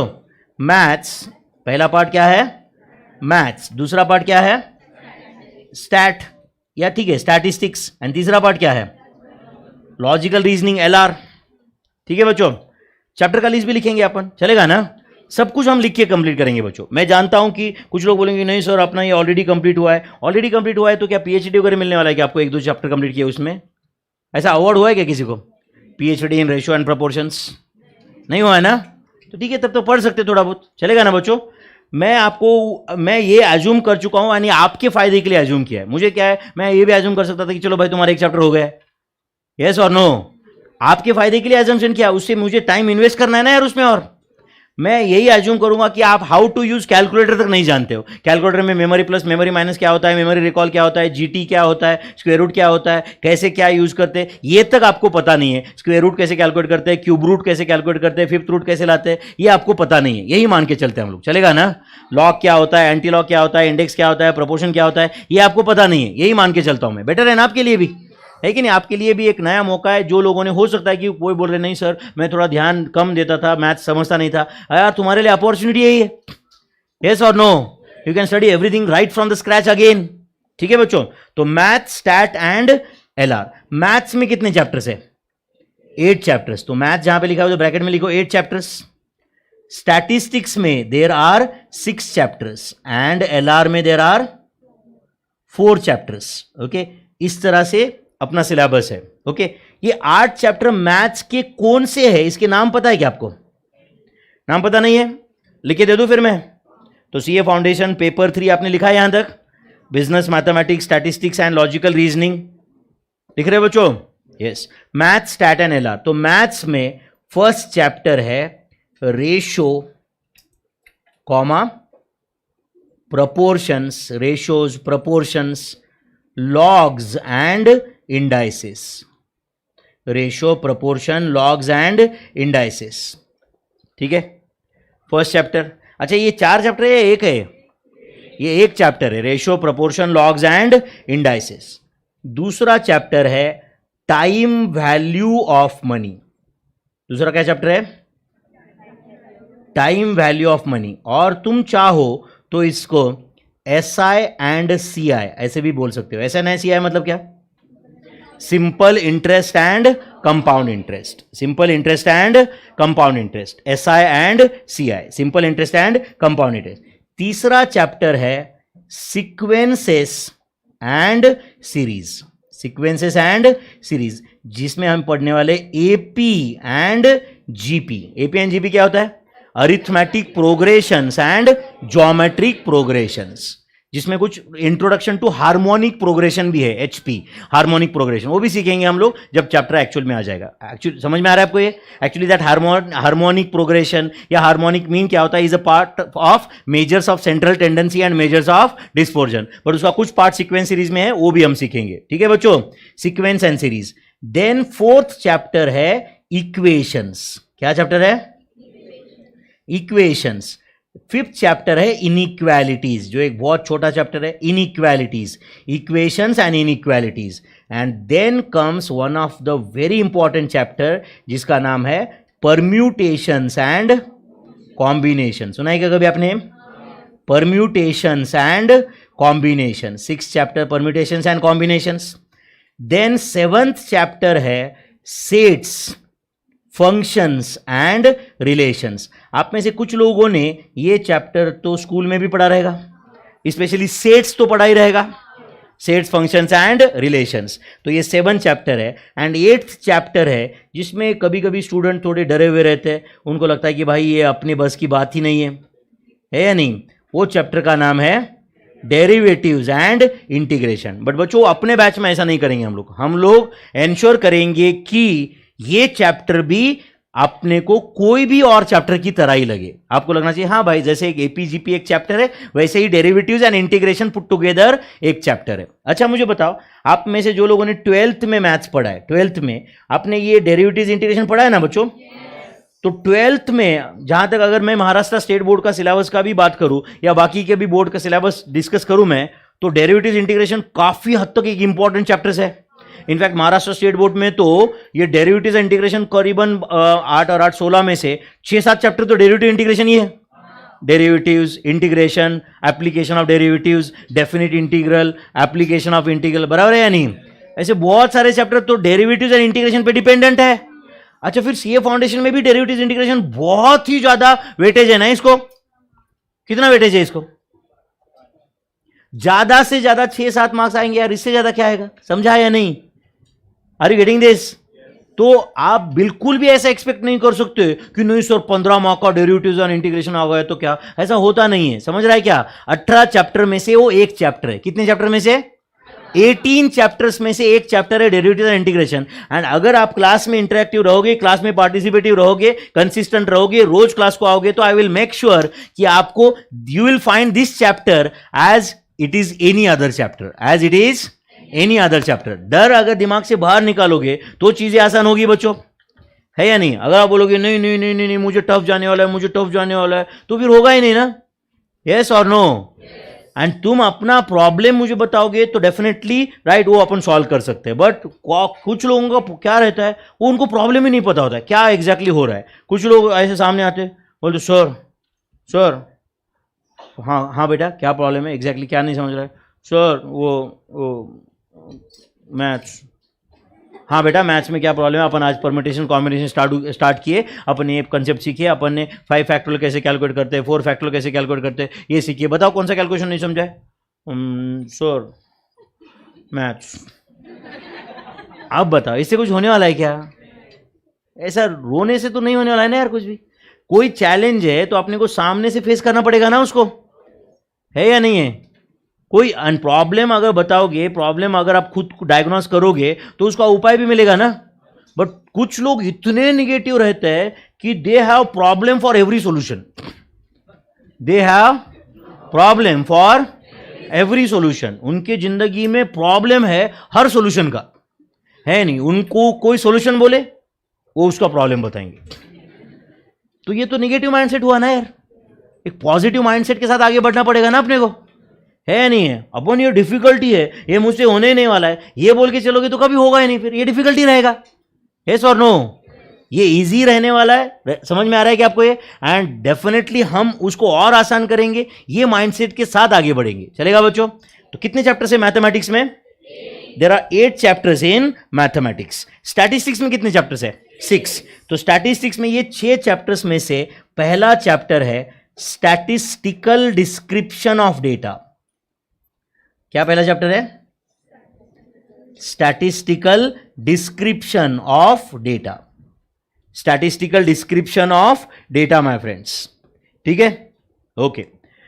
और जो लोग यहां पे कुछ ऑनलाइन कमेंट कर रहे हैं उनको बता दूं, देखो बच्चों, आपने इसके पहले मैथ्स नहीं पढ़ा है, मुझे कोई प्रॉब्लम नहीं है, आप ये यही लेक्चर पहले से देखो, मैं सब कुछ बता चुका हूं, ठीक है? Everything will be taught right from the basics, don't worry at all. Okay, तो पहला चैप्टर कौन सा है स्टैटिस्टिक्स में? Statistical description of data. Second chapter है measures of central tendency. Measures of central tendency and measures of dispersion.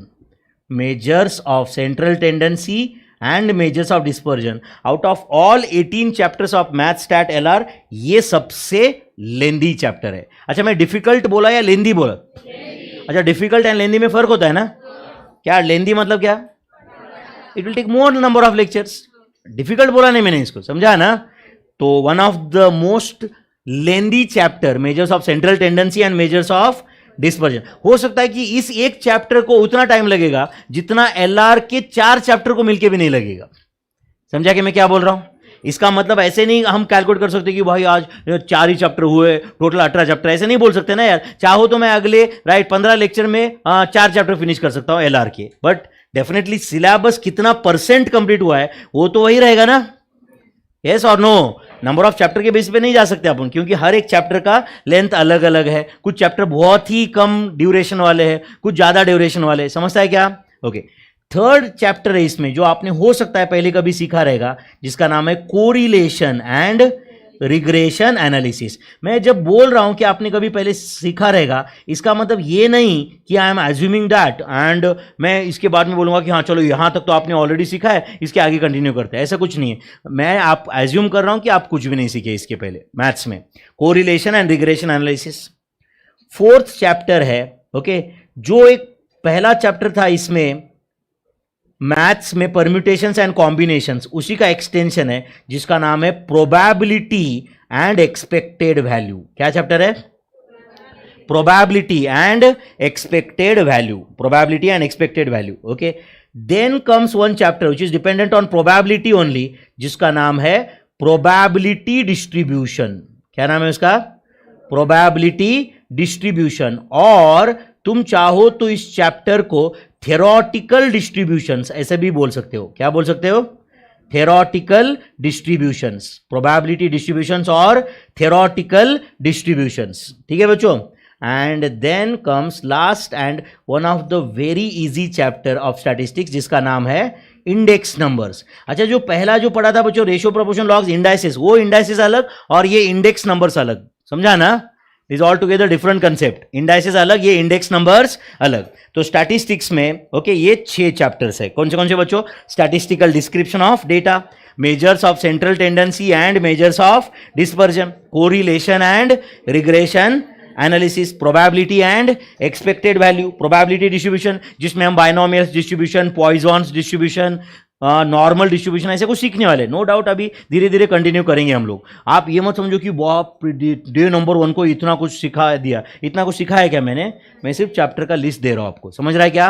Okay, there are 4 chapters in LR, logical reasoning. And देखो बच्चों, सुन रहे हो क्या सब लोग? एक मिनट, ये एलआर के जो 20 मार्क है ना बच्चों, ये लिटरली तुम्हारे जेब में 20 मार्क है। समझा या नहीं?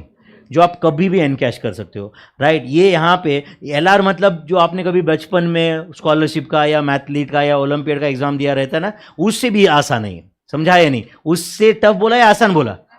उससे भी आसान है बोला at this stage, CA foundation stage पे ये 20 मार्क फ्री के 20 मार्क है तुम्हारे, समझ रहा है क्या?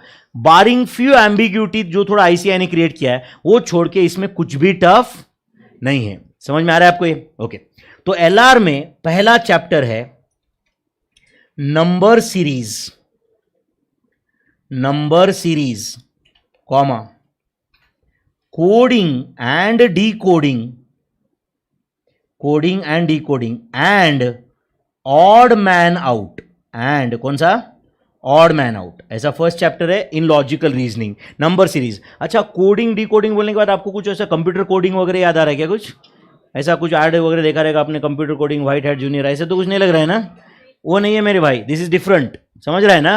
ये बहुत सिंपल। कोडिंग मतलब क्या? कोई लेट्स से कोई बोल रहा है कि ABC is coded as 1 2 3, DEF will be coded as, ऐसा कुछ, समझ रहा है ना? जो भी कुछ है देखेंगे हम लोग उस समय पे। Are you getting this? Coding decoding के बहुत बेसिक कैटेगरी क्वेश्चंस यहां पे हम कोई कंप्यूटर का कोडिंग नहीं सीखने वाले at CA foundation. This is no way related to computer का coding. Is that clear my friends? Second chapter है जो एक्चुअली 4th स्टैंडर्ड में भी रखा तो वो भी बच्चे बोलेंगे कि इतना सिंपल चैप्टर क्यों रखा है। उसका नाम है डायरेक्शन टेस्ट या direction sense test. Direction sense test कभी सुना है क्या आपने? डायरेक्शन टेस्ट इसमें किस टाइप के क्वेश्चन होते हैं? जैसे कि let's say mister A north में चलता गया 10 किलोमीटर, उसके बाद उसने राइट टर्न लिया, उसके बाद लेफ्ट टर्न लिया, उसके बाद में और एक राइट टर्न लिया, now which direction he is facing, ऐसा कुछ क्वेश्चन। या how far he is from the starting point, इस टाइप के क्वेश्चन रह सकते हैं जो किस में आएंगे? डायरेक्शन टेस्ट में, जो बहुत सिंपल रहने वाला है। उसके बाद में और एक उससे भी सिंपल टॉपिक है जिसका नाम है ब्लड रिलेशंस। क्या नाम है? ये ब्लड रिलेशन में ना बच्चों, ब्लड रिलेशन में सुन रहे हो क्या? क्या टाइप के क्वेश्चन होते हैं? A and B are brothers, C is B's father, D is C's brother, E is D's wife, who is E for A, समझा क्या? Who is E for A, या ऐसे कुछ। A and B, A B is a couple, उनका बच्चा सी है, सी का बेटा डी है, डी की बीबी ई है, ई का बेटा एम है, तो what is the relationship between M and A? जो भी है हम सॉल्व करेंगे, जब भी ऐसे क्वेश्चंस आएंगे हम लोग सॉल्व करेंगे। तो इस चैप्टर का क्या नाम है? Blood relations. And last chapter है सिटिंग अरेंजमेंट्स। क्या बोलो? जिसमें क्या टाइप के क्वेश्चंस रहते हैं? A B C D E F line में बैठे हैं, ए जो है उसके 2 सीट छोड़ के बी बैठा है, बी एंड डी के बीच में ई है, समझा क्या? Right, how many students are sitting between A and F, ऐसा क्वेश्चन आ सकता है, यस और नो। या कॉर्नर के सीट पे कौन बैठा है, कॉर्नर के सेकंड सीट पे कौन बैठा है, इस टाइप का क्वेश्चन। तो जो इंफॉर्मेशन दिया रहेगा उसके बेसिस पे आपको अरेंजमेंट डिसाइड करना होगा एंड उस अरेंजमेंट के बेसिस पे आपको आंसर देना रहेगा, जो स्कूल टाइप के क्वेश्चंस है। तो कितने चैप्टर्स है मैथ, स्टैट एंड एलआर में? बोलो, math, stat, LR put together how many chapters are there in total? देयर are 18 chapters in total my friends. अच्छा, इसका वेटेज भी फिक्स है या चैप्टर वाइज, या सिर्फ ये मैथ, स्टैट एंड एलआर का वेटेज है, या कुछ भी करके 100 मार्क आते? अच्छा, चैप्टर वाइज वेटेज फिक्स है क्या? मतलब भाई रेशियो प्रोपोर्शन लॉग इंडाइसेस कर लिया, चलो भाई 5 मार्क तो आ ही गए, अब बाकी कुछ हो ना हो, ऐसा है क्या? नहीं है। तो there is no chapter wise weightage, there is no chapter wise weightage. तो बताओ मैथ्स कितने मार्क्स का आता है जनरली? बोलो 40 मार्क्स। तो maths 40 marks, statistics for 40 marks and LR for 20 marks. तो ये 40 + 40 + 20 ये तुम्हारा 100 मार्क्स का सिलेबस है बच्चों, ठीक है? ओके, तो ये अपना सिलेबस हो गया 100 मार्क्स का math, stat and LR. Okay, अब नेक्स्ट क्वेश्चन ये है कि सर आप किस सीक्वेंस में पढ़ाओगे? कैसे, पहले मैथ्स कंप्लीट करोगे, पहले स्टैट या पहले एलआर, या कैसे क्या करोगे एग्जैक्टली? तो मैं आपको एक पहले एटलीस्ट एक 5-6 चैप्टर बता देता हूँ किस सीक्वेंस में जाएगी, चलेगा क्या? उसके बाद मैं और बता दूंगा अगला सीक्वेंस, चलेगा क्या? तो आज हम स्टार्ट करेंगे, राइट, मतलब फर्स्ट चैप्टर अपना रहेगा ratio, proportion, logs and indices. Calculator कैसे यूज करते हैं, बेसिक फॉर्मूले क्या है, ये तक मैं आपको लिख के दूंगा। जैसे मैं सिलेबस लिख के दिया ना बच्चों आपको, हर चीज मैं आपको लिख के दूंगा। आप में पेशेंस है लिखने का, या कोई प्रॉब्लम आपको? दूसरे कुछ काम है क्या और? नहीं ना? तो हर चीज मैं आपको लिख के दूंगा। Everything will be in return format itself, everything, समझ रहा है? हर चीज आपके नोटबुक में आएगी, ठीक है बच्चों? हर शॉर्टकट, हर वो कैलकुलेशन करने का तरीका, हर फॉर्मूला, हर summary notes, everything will be in there in your notebook itself, ठीक है। इन एडिशन टू दैट आपको मैं नोट्स दूंगा ही, ऐसा नहीं कि नोट्स का सब्स्टिट्यूट है वो, समझ रहा है कि आपको ये नोट्स तो रहेंगे ही, बट आपका नोटबुक ये आपका पहला दोस्त है, समझा या नहीं। प्रिंटेड नोट्स उसके बाद में बच्चों, सब कुछ हम नोटबुक में ही कंप्लीट करेंगे, everything will be written in the notebook. समझ में आ रहा है आपको ये? फर्स्ट चैप्टर से लेके नोटबुक से ही चलेंगे। तो पहला चैप्टर हम कौन सा पढ़ाने वाले? Ratio, proportion, logs and indices. उसके बाद में सेकंड चैप्टर पढ़ाऊंगा टाइम वैल्यू ऑफ मनी। कौन सा? थर्ड चैप्टर में पढ़ाऊंगा sequence and series, AP and GP. Then fourth chapter पढ़ाऊंगा इक्वेशंस। कौन सा? इक्वेशन। देन फिफ्थ चैप्टर में पढ़ाऊंगा स्टैटिस्टिकल डिस्क्रिप्शन ऑफ डेटा। समझा क्या? सिक्स चैप्टर में पढ़ाऊंगा measures of central tendency and measures of dispersion. तो ये 6 चैप्टर तक समझा, इसके आगे का सीक्वेंस बाद में बताऊंगा। ये 6 चैप्टर तक अपना 1.5-2 महीना तो निकल ही जाएगा, बराबर है ना? अब बताओ अपना बैच कब तक चलने वाला है? ये नवंबर तक चलने वाला है? नवंबर तक बैच चलेगा? हाँ, कुछ बताया क्या आपको? ये बैच कब कंप्लीट होगा? आपको क्या एक्सपेक्टेशन है? सितंबर एंड तक या सितंबर के बिगिनिंग तक? सितंबर मतलब अगस्त एंड तक, जून जुलाई अगस्त, मतलब आगे, इसके आगे 3 महीने में सिलेबस कंप्लीट। फिर उसके बाद में सितंबर, अक्टूबर, नवंबर एंड दिसंबर के करीबन 2 वीक आप आराम करोगे या खुद पढ़ाई करेंगे खुद? 3.5 महीना, 3.5 महीना खुद पढ़ोगे और 3 महीना अपन साथ में पढ़ेंगे अभी। हाँ, सितंबर एंड तक तो मुझे लगता है ये रीजनेबल है। सितंबर एंड तक तो कम से कम कंटिन्यू करेंगे, राइट? सितंबर में भी सितंबर थर्ड या फोर्थ वीक में अपना सिलेबस ऑफिशियली कंप्लीट करेंगे। उसके बाद में रिवीजन अक्टूबर में हम ही लेंगे आपके लिए, समझ रहा है क्या? रिवीजन भी रहेगा आपके लिए। Are you getting this? आप साथ में हम आप भी रिवीजन करेंगे, मैं भी आपका रिवीजन कराऊंगा, ये सब कुछ प्रोसेस साथ में रहेगा, चलेगा बच्चों? उसके बाद में नवंबर में मेरे ख्याल से दिवाली है, वो एंजॉय कर लेना। दिसंबर में एग्जाम है ना? फिर उसके बाद में सीए इंटर, बराबर है ना? जनवरी फरवरी से सीए इंटर, फिर अगले नवंबर तक सीए इंटर। उसके बाद जनवरी 2025 में सीए इंटर का रिजल्ट, बराबर है ना? फिर सीए फाइनल, है ना? उसके बाद articleship and CA final.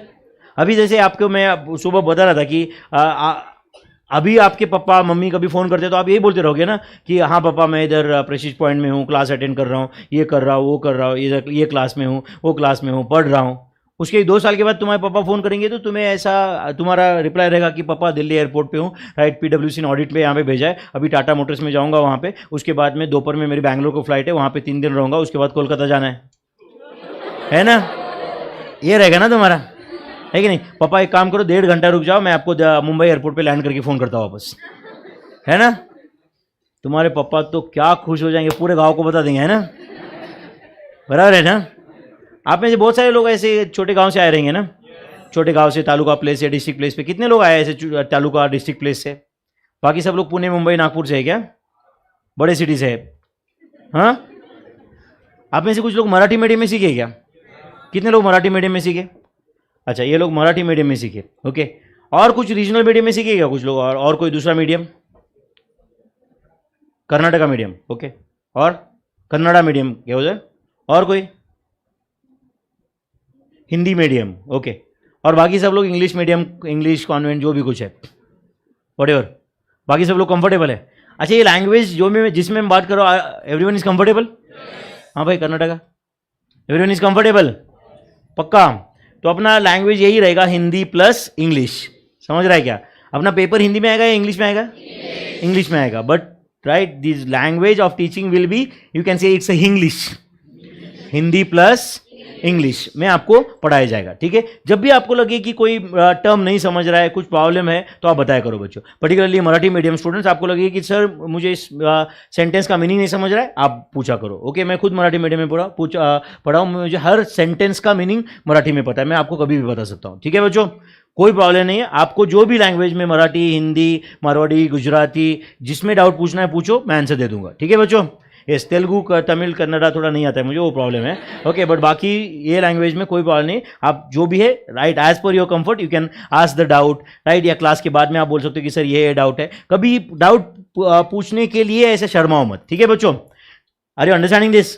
Only उसमें एक ही रूल मैंने बताया था कि मैं ध्यान नहीं दे रहा था इसलिए अब मैं पूछूंगा, ऐसा नहीं चलेगा, ये थोड़ा इंसल्टिंग भी है टीचर के लिए, समझा या नहीं? यस और नो? मैं ध्यान नहीं दे रहा था ये सॉल्यूशन नहीं है, समझ रहा है क्या बच्चों? आपको ध्यान तो यहाँ पे क्लास में देना ही पड़ेगा। ऐसा नहीं है कि कोई चीज़ एक बार मैंने बताया इसका मतलब अब उसके बाद में कभी नहीं आएगा, बहुत बार रिपीट होगा। मैं जानता हूँ एग्जैक्टली मैं कौन से बच्चों को पढ़ा रहा हूँ, मैं कौन से कितने सिंसियर एंड सीरियस बच्चों को पढ़ा रहा हूँ, क्या है मैं सब जानता हूँ बच्चों इसमें से, समझ रहा है क्या? तुम्हारे लिए, राइट, तुम पे मैं कोई एक्सपेरिमेंट नहीं कर रहा हूँ। Are you understanding this? तुम पे कोई एक्सपेरिमेंट नहीं करने वाला कि चलो पढ़ा के देखते, समझा तो अच्छा ही अपना करियर बन जाएगा। समझ में आ रहा है ना? मैं अपना करियर ऑलरेडी बन चुका है, समझ में आ रहा है क्या? Okay, in addition to what I was doing, I am teaching over here, right? तो आपका काम आप सिंसियरली कंप्लीट करो, मेरा काम उससे 2x सिंसियरिटी से मैं कंप्लीट करूंगा, ठीक है बच्चों? यस, चलो फिर आज फर्स्ट चैप्टर से स्टार्ट करें हम लोग। चलेगा? सिलेबस लिख लिया क्या आपने? सब लिखा है नहीं लिखा? सब लोगों ने लिखा ना ये? ओके, तो ये चैप्टर्स के नाम सबको पता है। पहले 6 चैप्टर्स में कौन से पढ़ाने वाला हूं वो तक मैं बता चुका हूं, तो उसमें से पहला चैप्टर कौन सा है? Ratio proportion. चलो फिर राइट डाउन, चैप्टर का नाम लिखो, ratios, proportions, logs and indices. अच्छा, ये 4 चैप्टर है या एक ही है? एक ही है। एकदम बेसिक से सीखेंगे ना बच्चों? आज ही कंक्लूजन बनाएंगे ना? नहीं यार, नहीं जम रहा है मुझे, है ना? बहुत ही खराब चेहरा लगा मुझे, है ना? क्या लगता है मेरा चेहरा देख के आपको लगता है कि 4 महीने एडजस्ट कर पाओगे?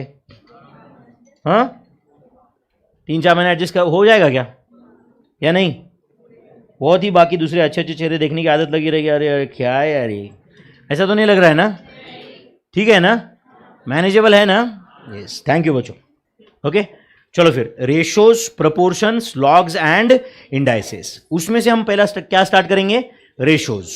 क्या स्टार्ट करेंगे? रेशो। तो तुम मुझे बताओ, what do you mean by ratio? Ratio मतलब क्या, बताओ?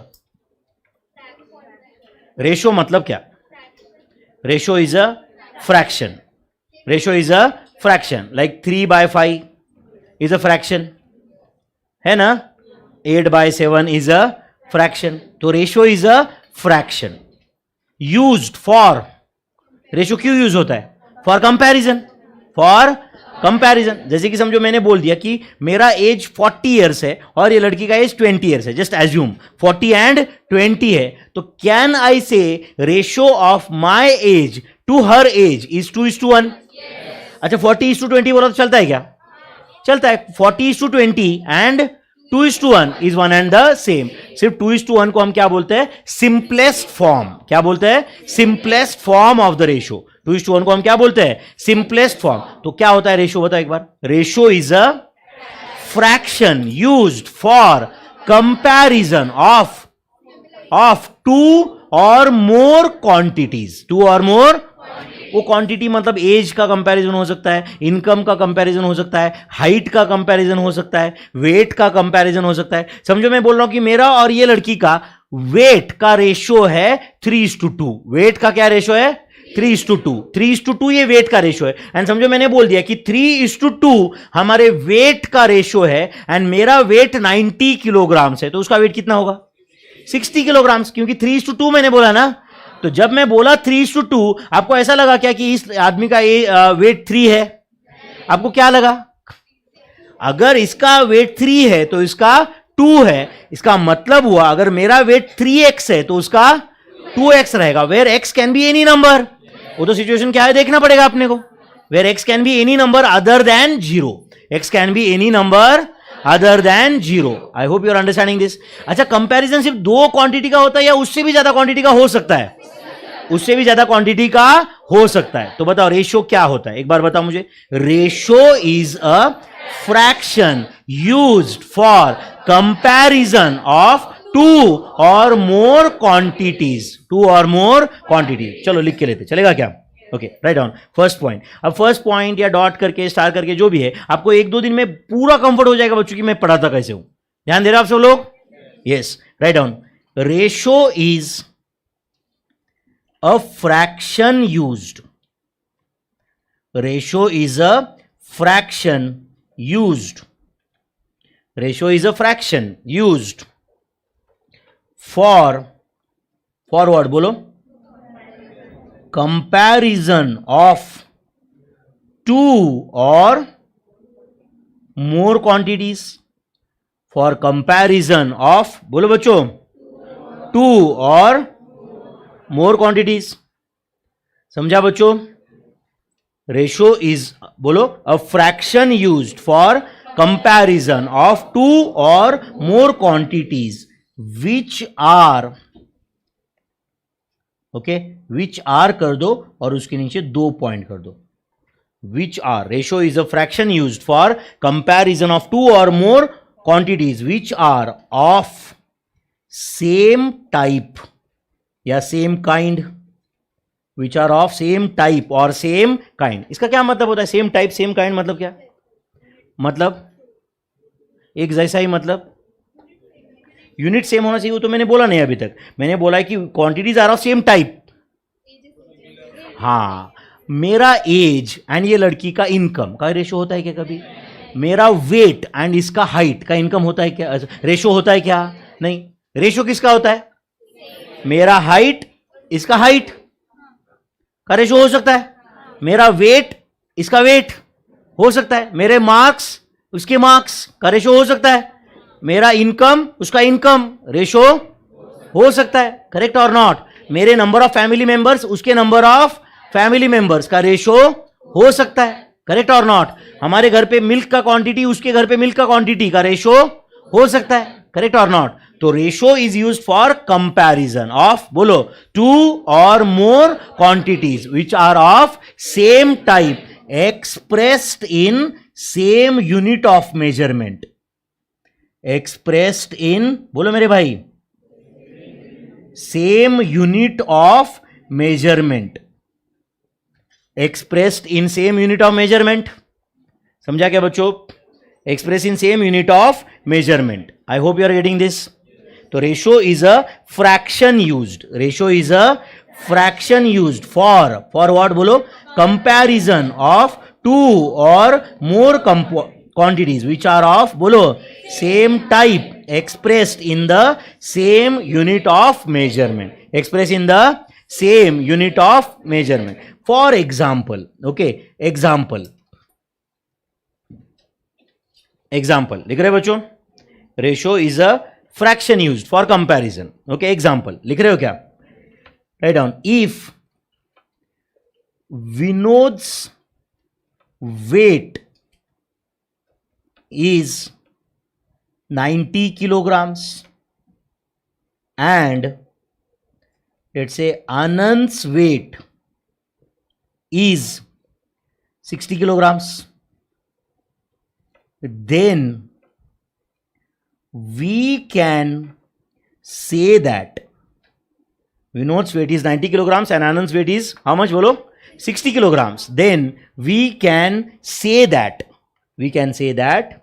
weights of Vinod comma Anand are in the ratio of, बोलो बच्चों क्या रहेगा?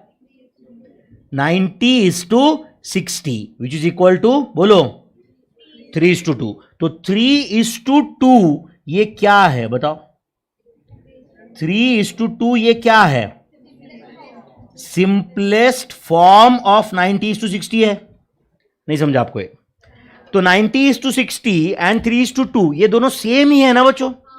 90:60 एंड 3:2 ये सेम ही है. Only thing is that it is in a different form. It is in a different form. I hope you are getting this. It is in a different form. So weights of Vinod and Anand are in the ratio of, bolo, 90:60, which is 3:2. Also, we can write that weights of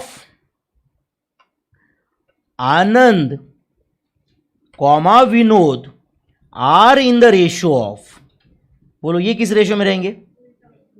are in the ratio, बोलो, 60:90. That is, बोलो, 2:3. That is 2:3. समझा क्या बच्चों? अच्छा मुझे बताओ, अगर समझो अभी मैंने बताया कि विनोद और आनंद का, विनोद एंड आनंद का वेट का रेशियो 3:2 है। सुन रहे हो क्या? तो मैंने बोला क्या उसमें 3 किलोग्राम 2 किलोग्राम ऐसे कुछ बोला क्या? क्यों नहीं बोला? क्योंकि वो रेशियो है। रेशियो को कोई बोलो यूनिट नहीं होता है, बट रेशियो में से जब कोई एक क्वांटिटी बाद में बताना है आपको, तो उसको यूनिट ऑफ मेजरमेंट के साथ बताना पड़ेगा। समझो मैंने बोल दिया कि मेरा और ये लड़की का इनकम का रेशियो 2:3 है। इनकम का रेशियो 2:3 है। समझो ये लड़की बोल रही कि सर आपका इनकम कितना है? मैं बोल रहा हूं कि मेरा इनकम 20 है। मेरा इनकम, तो इमीडिएटली ये क्वेश्चन क्या करेगी? सर क्या 20 lakhs, thousands, crores, कुछ तो बोलो, बोलेगी ना। बट जब मैं बोला कि मेरा और इसका इनकम का रेशियो 2:3 है, आप बोले क्या सर लैक्स या करोर्स? नहीं, मतलब रेशियो को एक्सप्रेस करने के लिए यूनिट ऑफ मेजरमेंट की जरूरत नहीं है, बट उसमें से कोई एक क्वांटिटी बताना है तो यूनिट ऑफ मेजरमेंट बताना पड़ेगा। समझो मैंने बोल दिया, समझो ये लड़की पूछे सर आपका हाइट क्या है? मैं बोला मेरा हाइट बेटा 173 है। हाइट क्या है? ये बोले कि क्या 173? 173 सेंटीमीटर्स, मिलीमीटर है या नहीं? मीटर, किलोमीटर, फीट्स, इंचेस, कुछ तो बता, है या नहीं? मैंने सिर्फ 173 बोलना सफिशिएंट था क्या? ये बोल रही है सर आपका इनकम बताओ। मैं बोला मेरा इनकम 4 है बेटा, मेरा इनकम तो क्या 4,000, 4 लाख, 4 करोड़, 40 करोड़, कुछ तो बता। 4 मिलियन, 4 बिलियन, कुछ तो बताना पड़ेगा ना। क्या 4 एग्जैक्टली 4 मिलियन रुपीज या डॉलर्स, वो तो बताना पड़ेगा ना मुझे। यूनिट ऑफ मेजरमेंट बताना पड़ेगा कि नहीं? सिर्फ 4 बोल के काफी होगा क्या? नहीं। तो रेशो राइट में अगर एक क्वांटिटी आपको एक्सप्रेस करना है तो it is to be express with the unit of measurement. But अगर आपको रेशियो बताना है तो रेशियो को कोई यूनिट ऑफ मेजरमेंट की जरूरत नहीं। तो अगर मेरा एक सेंटेंस है वो सही है क्या बताओ? Ratio can be expressed without unit of measurement.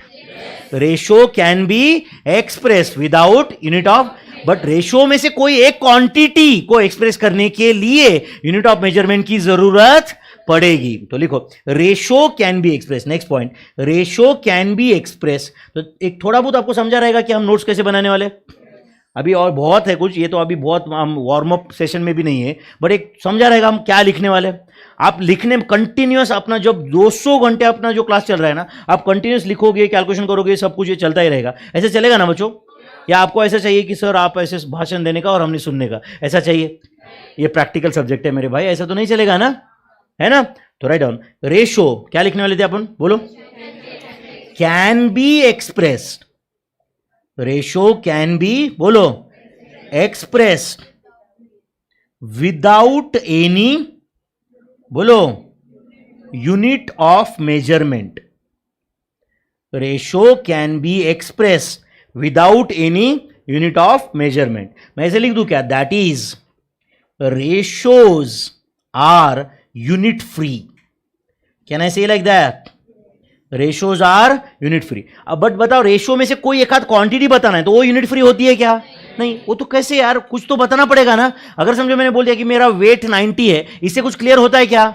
ठीक है, सबको समझता है कि 90 मतलब किलोग्राम की बात करता रहेगा, ऐसा लगता है। बट समझो मैंने कोई बोल रहा है कि सर इसका वेट कितना रहेगा, कोई चीज का वेट कितना रहेगा, मैंने 90 बोलना काफी है क्या? 90 बोलते ही आप क्या बोलोगे? क्या 90 सर? किलोग्राम्स, ग्राम्स, कुछ तो बताओ। यस और नो? इनकम बताया, हाइट बताया, यस और नो? कोई क्वांटिटी बताया, तो you have to express the unit of measurement और नॉट।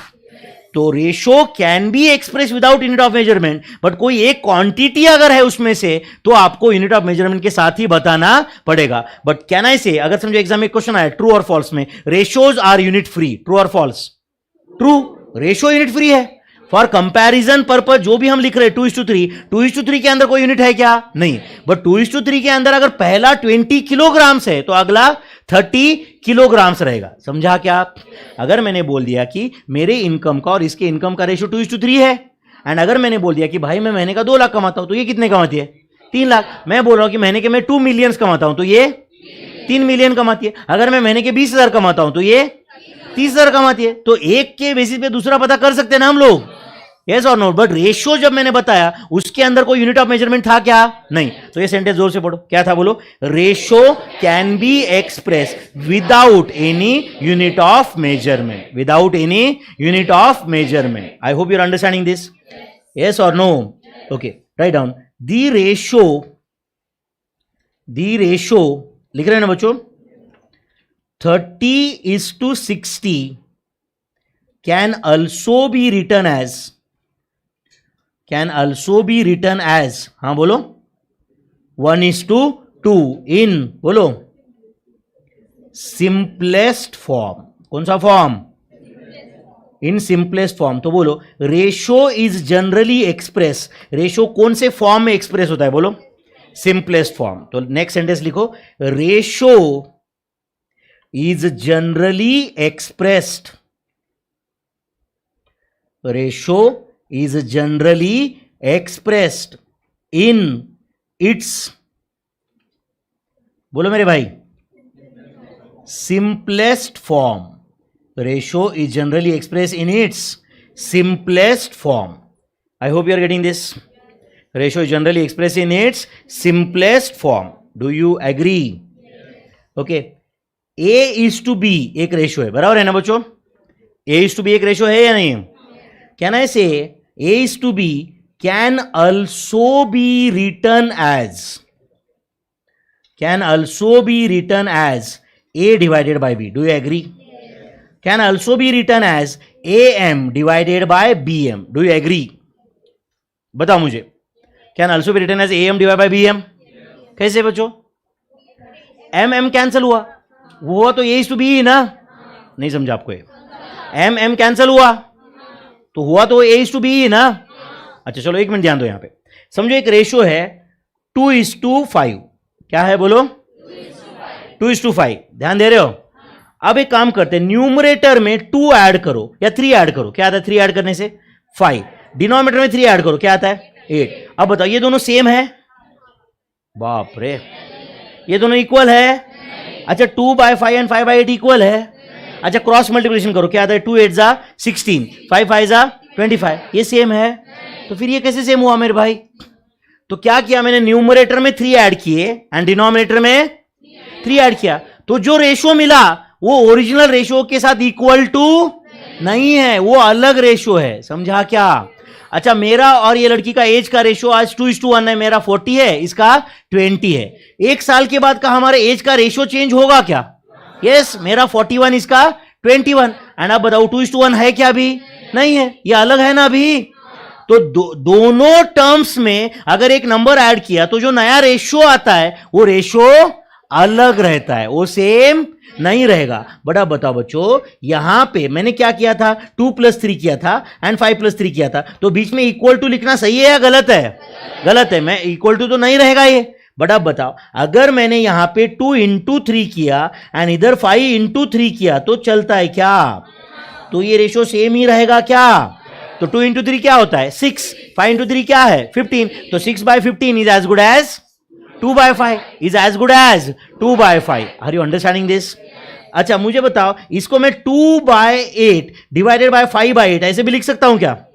एनीवे 2/8 ऊपर जाके 8/5 होगा, वो 8 कैंसिल होगा और आंसर 2:5 ही रहेगा ना? आंसर 2:5 ही रहेगा कि नहीं? तो अब बताओ, मैंने जो ऊपर लिखा है वो सही है क्या? A is to B can also be written as A divided by B, can also be written as AM is to BM, can also be written as A by M divided by, बोलो, B by M, provided M is not 0, क्योंकि M 0 रहा तो problem होगा ना यार। अब बताओ 2/5 को मैं दोनों को 0 से मल्टीप्लाई करके 0/0 लिख सकता हूं क्या? नहीं। करेक्ट और नॉट? तो अब बताओ, इसके बाद में मैं एक सेंटेंस बता रहा हूं, आप सही है या गलत है आप बताओ मुझे, चलेगा क्या? सही है या गलत है आप बताओ, सुन रहे हो क्या? All the terms of the ratio can be multiplied or divided by same non-zero number without changing the meaning of that ratio. सुनो, समझो, आपको लगा सही है तो यस बोलो। मैं आपको वापस बताता हूं। All the terms of the ratio can be multiplied or divided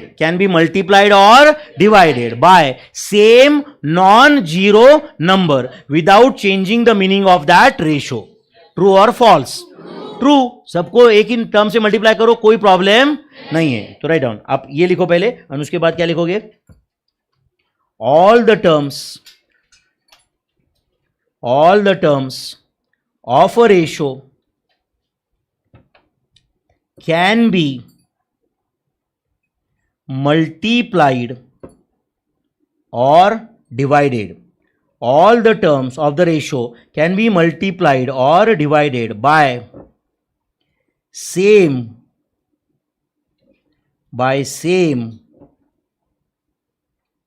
non-zero number. All the terms of the ratio can be multiplied or divided by same, बोलो, non-zero number. मैंने non-zero क्यों लिखा है समझा ना? Yes or no? Right? तो अब simple चीज है, let's say x is to y can also be written as, बोलो बच्चों, 5x is to 5y can also be written as, बोलो, 10x is to 10y can also be written as x divided by y. Do you agree? Can also be written as x by 15 divided by y by 15. Do you agree? Can also be written as x by 30 divided by y by 30. ये सब same है कि नहीं बताओ बच्चों मुझे. मैंने जो लिखा है वो सबका simplest form x is to y है कि नहीं बताओ. x is to y, 5x is to 5y, 5 cancel हो जाएगा, वो वापस x is to y है. 10x is to 10y, 10 cancel हो गया, वापस x is to y है वो. Then x divide by y, x by 15 divide by y by 15. तो 15 कैंसिल ही हो जाएगा ना उधर भी. It will still be x is to y itself or not. I hope you are understanding this. कुछ गया दिमाग में? तो मैंने ऊपर क्या सेंटेंस लिखा है वो समझा के बताओ. क्या सेंटेंस था बोलो? All the terms of the ratio can be multiplied or divided by same non-zero number. All the terms of the ratio can be multiplied or divided by same non-zero number. समझा क्या? Yes. जो लोग live stream attend कर रहे हैं एक बार बताओ भाई कमेंट्स में, सब कुछ समझ रहा है क्या आपको? ये बाकी जो कमेंट्स है, क्या है, ये किधर है, क्यों पढ़ा, वो छोड़ो मेरे भाई, तुम मैथ्स पे ध्यान दो, है या नहीं? मेरी पर्सनल जिंदगी के बारे में मैं आपको पूरा बाद में बताऊंगा, है या नहीं? सब कुछ ऑल पर्सनल. बाकी क्या मैंने कब शादी की, क्यों की, उसके पहले कुछ था क्या, बाद में कुछ है क्या, ठीक है, वो सब बताएंगे, चलेगा ना? वो सब कुछ बाद में भी डिस्कस हो सकता है ना? अभी अपन रेशो पे फोकस करेंगे ना यार, है या नहीं? चल सकता है ना ऐसे? Okay. All the terms of the ratio can B multiplied और डिवाइडेड बाय, बोलो, सेम नॉन जीरो नंबर. तो x is to y can also be written as 5x is to 5y, can also be written as 10x is to 10y. कोई फर्क नहीं पड़ता है. Are you understanding this? सबको clarity है क्या उसमें? ओके. अब बताओ बच्चों, इन द रेशियो, सुन रहे हो क्या सब लोग? Let's say in the ratio से x is to y, in the ratio x is to y. x ये फर्स्ट टर्म है ना बच्चों, या सेकंड टर्म है? x फर्स्ट टर्म है एंड y, बोलो, सेकंड टर्म है. x फर्स्ट टर्म है, y सेकंड टर्म है, सही है? तो फर्स्ट टर्म को हम बोलते हैं एंटीसीडेंट. शायद ये पता रहेगा आपको. फर्स्ट टर्म को क्या बोलते हैं? एंटीसीडेंट. तो first term of the ratio is known as antecedent and second term is known as consequent. तो first term of the ratio is known as antecedent, second term of the ratio is known as consequent. Second term of the ratio is known as consequent. समझा क्या? तो 9 is to 11 में antecedent क्या है? 9 and consequent 11. Consequent is 11. समझता है क्या? Yes और नो? अच्छा, अगर समझो मैंने बताया कि मेरा और ये लड़की का इनकम का रेशियो 5:7 है, 5:, एंड ये लड़की का इनकम है 140 करोड़. कितना? 140 करोड़. तो मेरा इनकम कितना हुआ? 5:7 मैंने रेशियो बताया, 5:7. करेक्ट है? एंड ये लड़की का इनकम कितना है? 140 करोड़. तो मेरा कितना हुआ? 100 करोड़. कैसे? 5:7, 5:7. एंड ये जो लड़की है इसका इनकम 140 बताया ना मैंने, तो मेरा हाउ मच? सीधा सीधा क्रॉस मल्टीप्लिकेशन से कर सकते कि नहीं? यस और नो? कैसे करते क्रॉस मल्टीप्लिकेशन? इसके बाद बोलो, 5 into 140 डिवाइडेड बाय 7. तो मेरा इनकम कितना हुआ? 100 करोड़. समझा क्या आपको? अच्छा, या दूसरा तरीका क्या था? अगर मेरा इनकम 5x है तो ये लड़की का कितना हुआ? 7x. एंड मैंने बोला था कि 7x 140 है, 7x 140 है. तो 7x 140 है तो x कितना हुआ? 20. तो 5x कितना हुआ? 100. तो मेरा इनकम 5x था ना? इट वॉज 100 करोड़ और नॉट? तो अगर मैंने कोई दो रेशो बताया एंड वो दोनों में से एक क्वांटिटी बताया तो दूसरा क्वांटिटी आप जज कर सकते हो ना. मैंने रेशो बताया और दोनों में से एक क्वांटिटी बताया. समझो मैंने बोल दिया कि राम एंड श्याम का एज का रेशो 2:3 है. 2:3 है. राम इज 20 years old तो श्याम इज 30 years old. अगर राम 30 होता तो श्याम 45 ना यार. 30-40 होता है क्या यार? 2:3 बोला ना मैंने. तो 2:3 एंड राम 20 साल का है तो श्याम 30 साल. अगर राम 30 साल का है तो 45. 2:3 ना यार. यस और नो? कुछ ज्यादा है क्या दिमाग में? तो ratio is used for comparison. Ratio 2:3 है, इट डजंट मीन राम 2 साल का है. करेक्ट और नॉट? राम अगर 2x ईयर का है तो श्याम 3x ईयर का है. Where x can be any number, depends on the question. Yes और no? First term of the ratio is known as, answer दो, antecedent. Second term of the ratio is known as consequent. समझा क्या? First term is antecedent and second term is consequent. उसके बाद में अपने कुछ लिखना है. ध्यान दे रहे हो? यहां पे पहले मैं लिखूंगा, आप सिर्फ समझो, बाद में लिखो, चलेगा ना?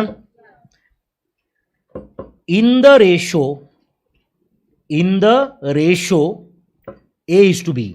ए इज टू बी एक रेशो है, समझ रहा है ना? In the ratio A is to B if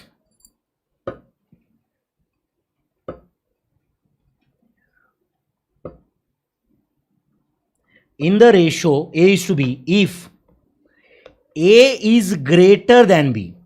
A is greater than B मतलब क्या बच्चों? That is, can I say antecedent is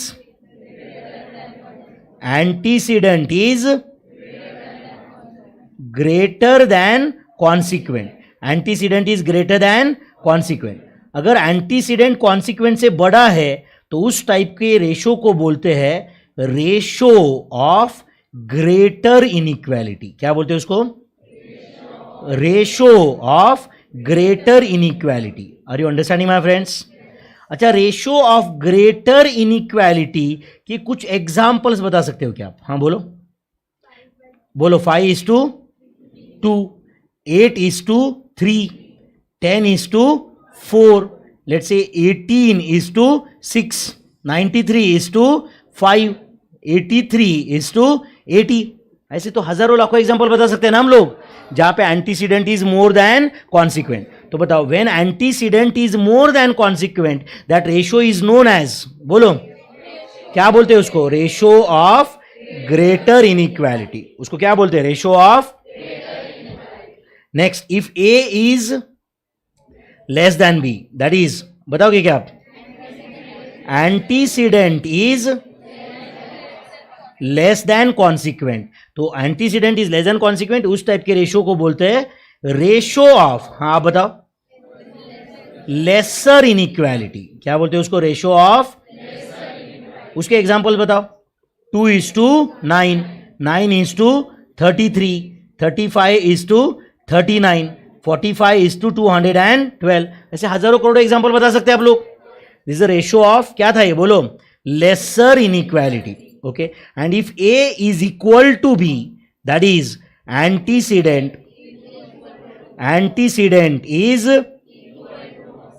is equal to consequent. Antecedent is equal to consequent. उसको बोला जाता है रेशो ऑफ इक्वालिटी. अच्छा देखो बच्चों, अभी इसमें इनइक्वालिटी है ही नहीं ना. एंटीसीडेंट एंड कॉन्सिक्वेंट में एक बड़ा छोटा रहेगा तो इनइक्वालिटी.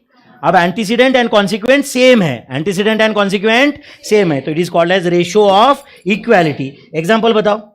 5:5, 2:2, 18:18, 25:25, 1:1. करेक्ट है बच्चों? This is a ratio of equality. ये क्या था? Ratio of equality. अच्छा, मैं एक सेंटेंस लिख रहा हूं मैं यहां पे, आप सही है क्या आप ही बताओ. Simplest form of ratio of equality is always 1:1. Simplest form of ratio of equality is always 1:1. Do you agree? Yes. So tell me, when a ratio is said to be ratio of greater inequality, answer दो. तो आप बोलोगे sir, whenever, बोलो, antecedent is greater than consequent, it is said to be a ratio of greater inequality. Whenever antecedent is, बोलो, less, antecedent is greater than consequent. It is a ratio of greater inequality. Antecedent is less than consequent. Ratio of lesser inequality. And antecedent is equal to consequent. Ratio of equality. इतना लिख के लोगे क्या? वो ज्यादा हुआ क्या first day कोई? लिख के लो इतना.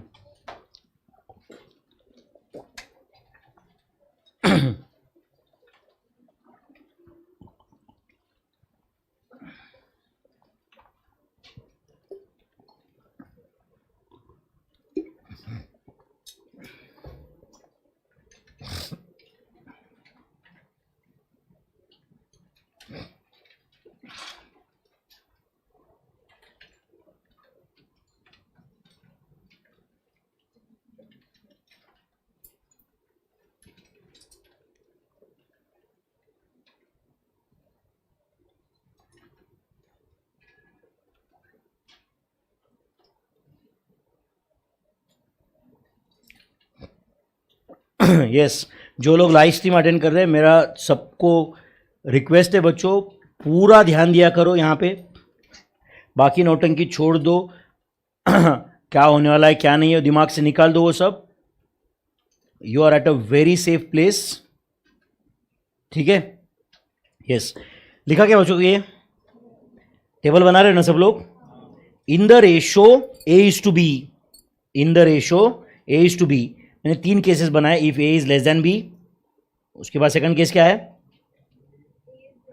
पहला A is greater than B था ना. दूसरा A is less than B, ratio of lesser inequality. And तीसरा है रेशो ऑफ इक्वालिटी. ठीक है बच्चों,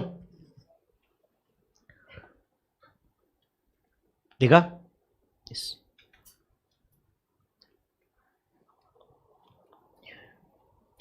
2, 4, 5, 10 दिन के बाद आप मुझे मार्क्स दे देना फिर 10 में से. चलेगा ना?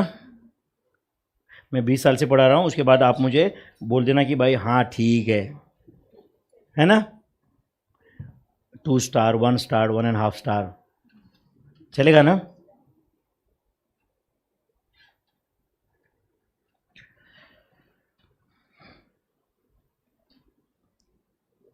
So in the ratio A is to B, if antecedent is greater than consequent, it is said to be a ratio of greater inequality. उसके कुछ examples दिए मैंने. If antecedent is less than consequent, it is said to be a ratio of lesser inequality. ठीक है? And if antecedent is equal to consequent, it is a ratio of equality. And मैंने उसके नीचे लिखा है, वो सेंटेंस समझ रहा है क्या सबको? क्या सेंटेंस लिखा था? Simplest form of ratio of equality is always 1:1. Simplest form of ratio of equality is always 1:1. Simplest form of ratio of equality is always 1:1. ठीक है? यस जो लोगों ने लिखना कंप्लीट किया है मुझे एक बताओ, पहला सेंटेंस हमने क्या लिखा था रेशो में? Ratio is a fraction used for comparison of 2 or more quantities which are of same type expressed in the same unit of measurement. First term of the ratio is known as, answer दो फटाफट. First term of the ratio is known as antecedent. Second term of the ratio is known as consequent. If antecedent is greater than consequent, ratio of greater inequality. If antecedent is less than consequent, ratio of lesser inequality. If antecedent is equal to consequent, ratio of equality. Ratio of equality. Ratios are unit free. True or false? True. Ratios are unit free. Correct है. 2:3, 5:9, 8:12 में कोई ratio, कोई unit दिखा क्या आपको? ये ratio is generally express in its simplest form. लिखा है कि नहीं आपने ये sentence? Ratio is generally express in its simplest form. What is simplest form of 2:3? 2:3 खुद ही सिंपलेस्ट फॉर्म है, समझा या नहीं? But what is simplest form of 6:9? 2:3. समझा क्या? What is simplest form of 10:20? 1:2. What is simplest form of 125:150? 125:150. 5:6. दोनों को 25 से डिवाइड करने का. तो दोनों क्वांटिटीज को एक पर्टिकुलर नंबर से डिवाइड करो या पर्टिकुलर नंबर से मल्टीप्लाई करो. वो रेशियो का क्या चेंज होता है? सिर्फ बोलो फॉर्म. क्या चेंज होता है? अच्छा 2:3 की जगह पे किसी ने 2:3 की जगह 4:6 आंसर लिखा किसने, तो वो क्या गलत है क्या? सिर्फ क्या है ये, अलग फॉर्म में है, समझा है नहीं? अच्छा कोई क्वेश्चन सॉल्व करके तुमने आंसर 4:6 आया एंड ऑप्शन में समझो 4:6 था ही नहीं, 2:3 था, तो क्या आप नन ऑफ दिस को टिक करोगे क्या? आप बोलोगे नहीं मेरा आंसर तो 4:6 आया था, इधर तो 2:3 था, चलेगा क्या ऐसे? 4:6 मतलब ही 2:3. Only thing is that 2:3 is the simplest form of the ratio. 2:3 is the बोलो simplest form of the ratio. तो ratio is generally expressed in its simplest form. Ratio is generally expressed in its simplest form. I hope you are understanding my friends. तो आज जो भी हमने यहाँ तक सीखा है, आज कुछ मैं फर्स्ट लेक्चर है तो बहुत ज़्यादा बम्बार्ड नहीं कर रहा हूँ, यहाँ तक समझा है सबको? सिलेबस लिखा है सब लोगों ने? ये आज का जो नोटबुक आपने बनाया है, कल भी यही आएगा क्लास में या दूसरा आएगा? यही आएगा ना, या कल दूसरा नहीं आएगा ना? ये ऐसे 4-5 नोटबुक तो कम से कम हम भरने वाले एंड तक, समझ रहा है क्या बच्चों? तो पूरा सिलेबस अपने नोटबुक में आएगा एंड अपार्ट फ्रॉम दैट मैं आपको 1300-1400 पेज के आसपास नोट्स प्रोवाइड करूंगा, including more than 5000 MCQs, more than 5000 MCQs. तो वेट फॉर द नोट्स, समझ में आ रहा है क्या? एंड तब तक हमें कुछ नोट्स नहीं आए अभी तक, इसलिए अपना कुछ काम अड़ा है, ऐसा कोई बात नहीं है. तो shall we stop here for the day my friends? Yes, thank you very much, see you tomorrow my friends. इधर फिर बाकी यस, किसी को कोई डाउट है क्या? अभी क्या लग रहा है आपका, अपना वेवलेंथ मैच हो पाएगा क्या या नहीं हो पाएगा?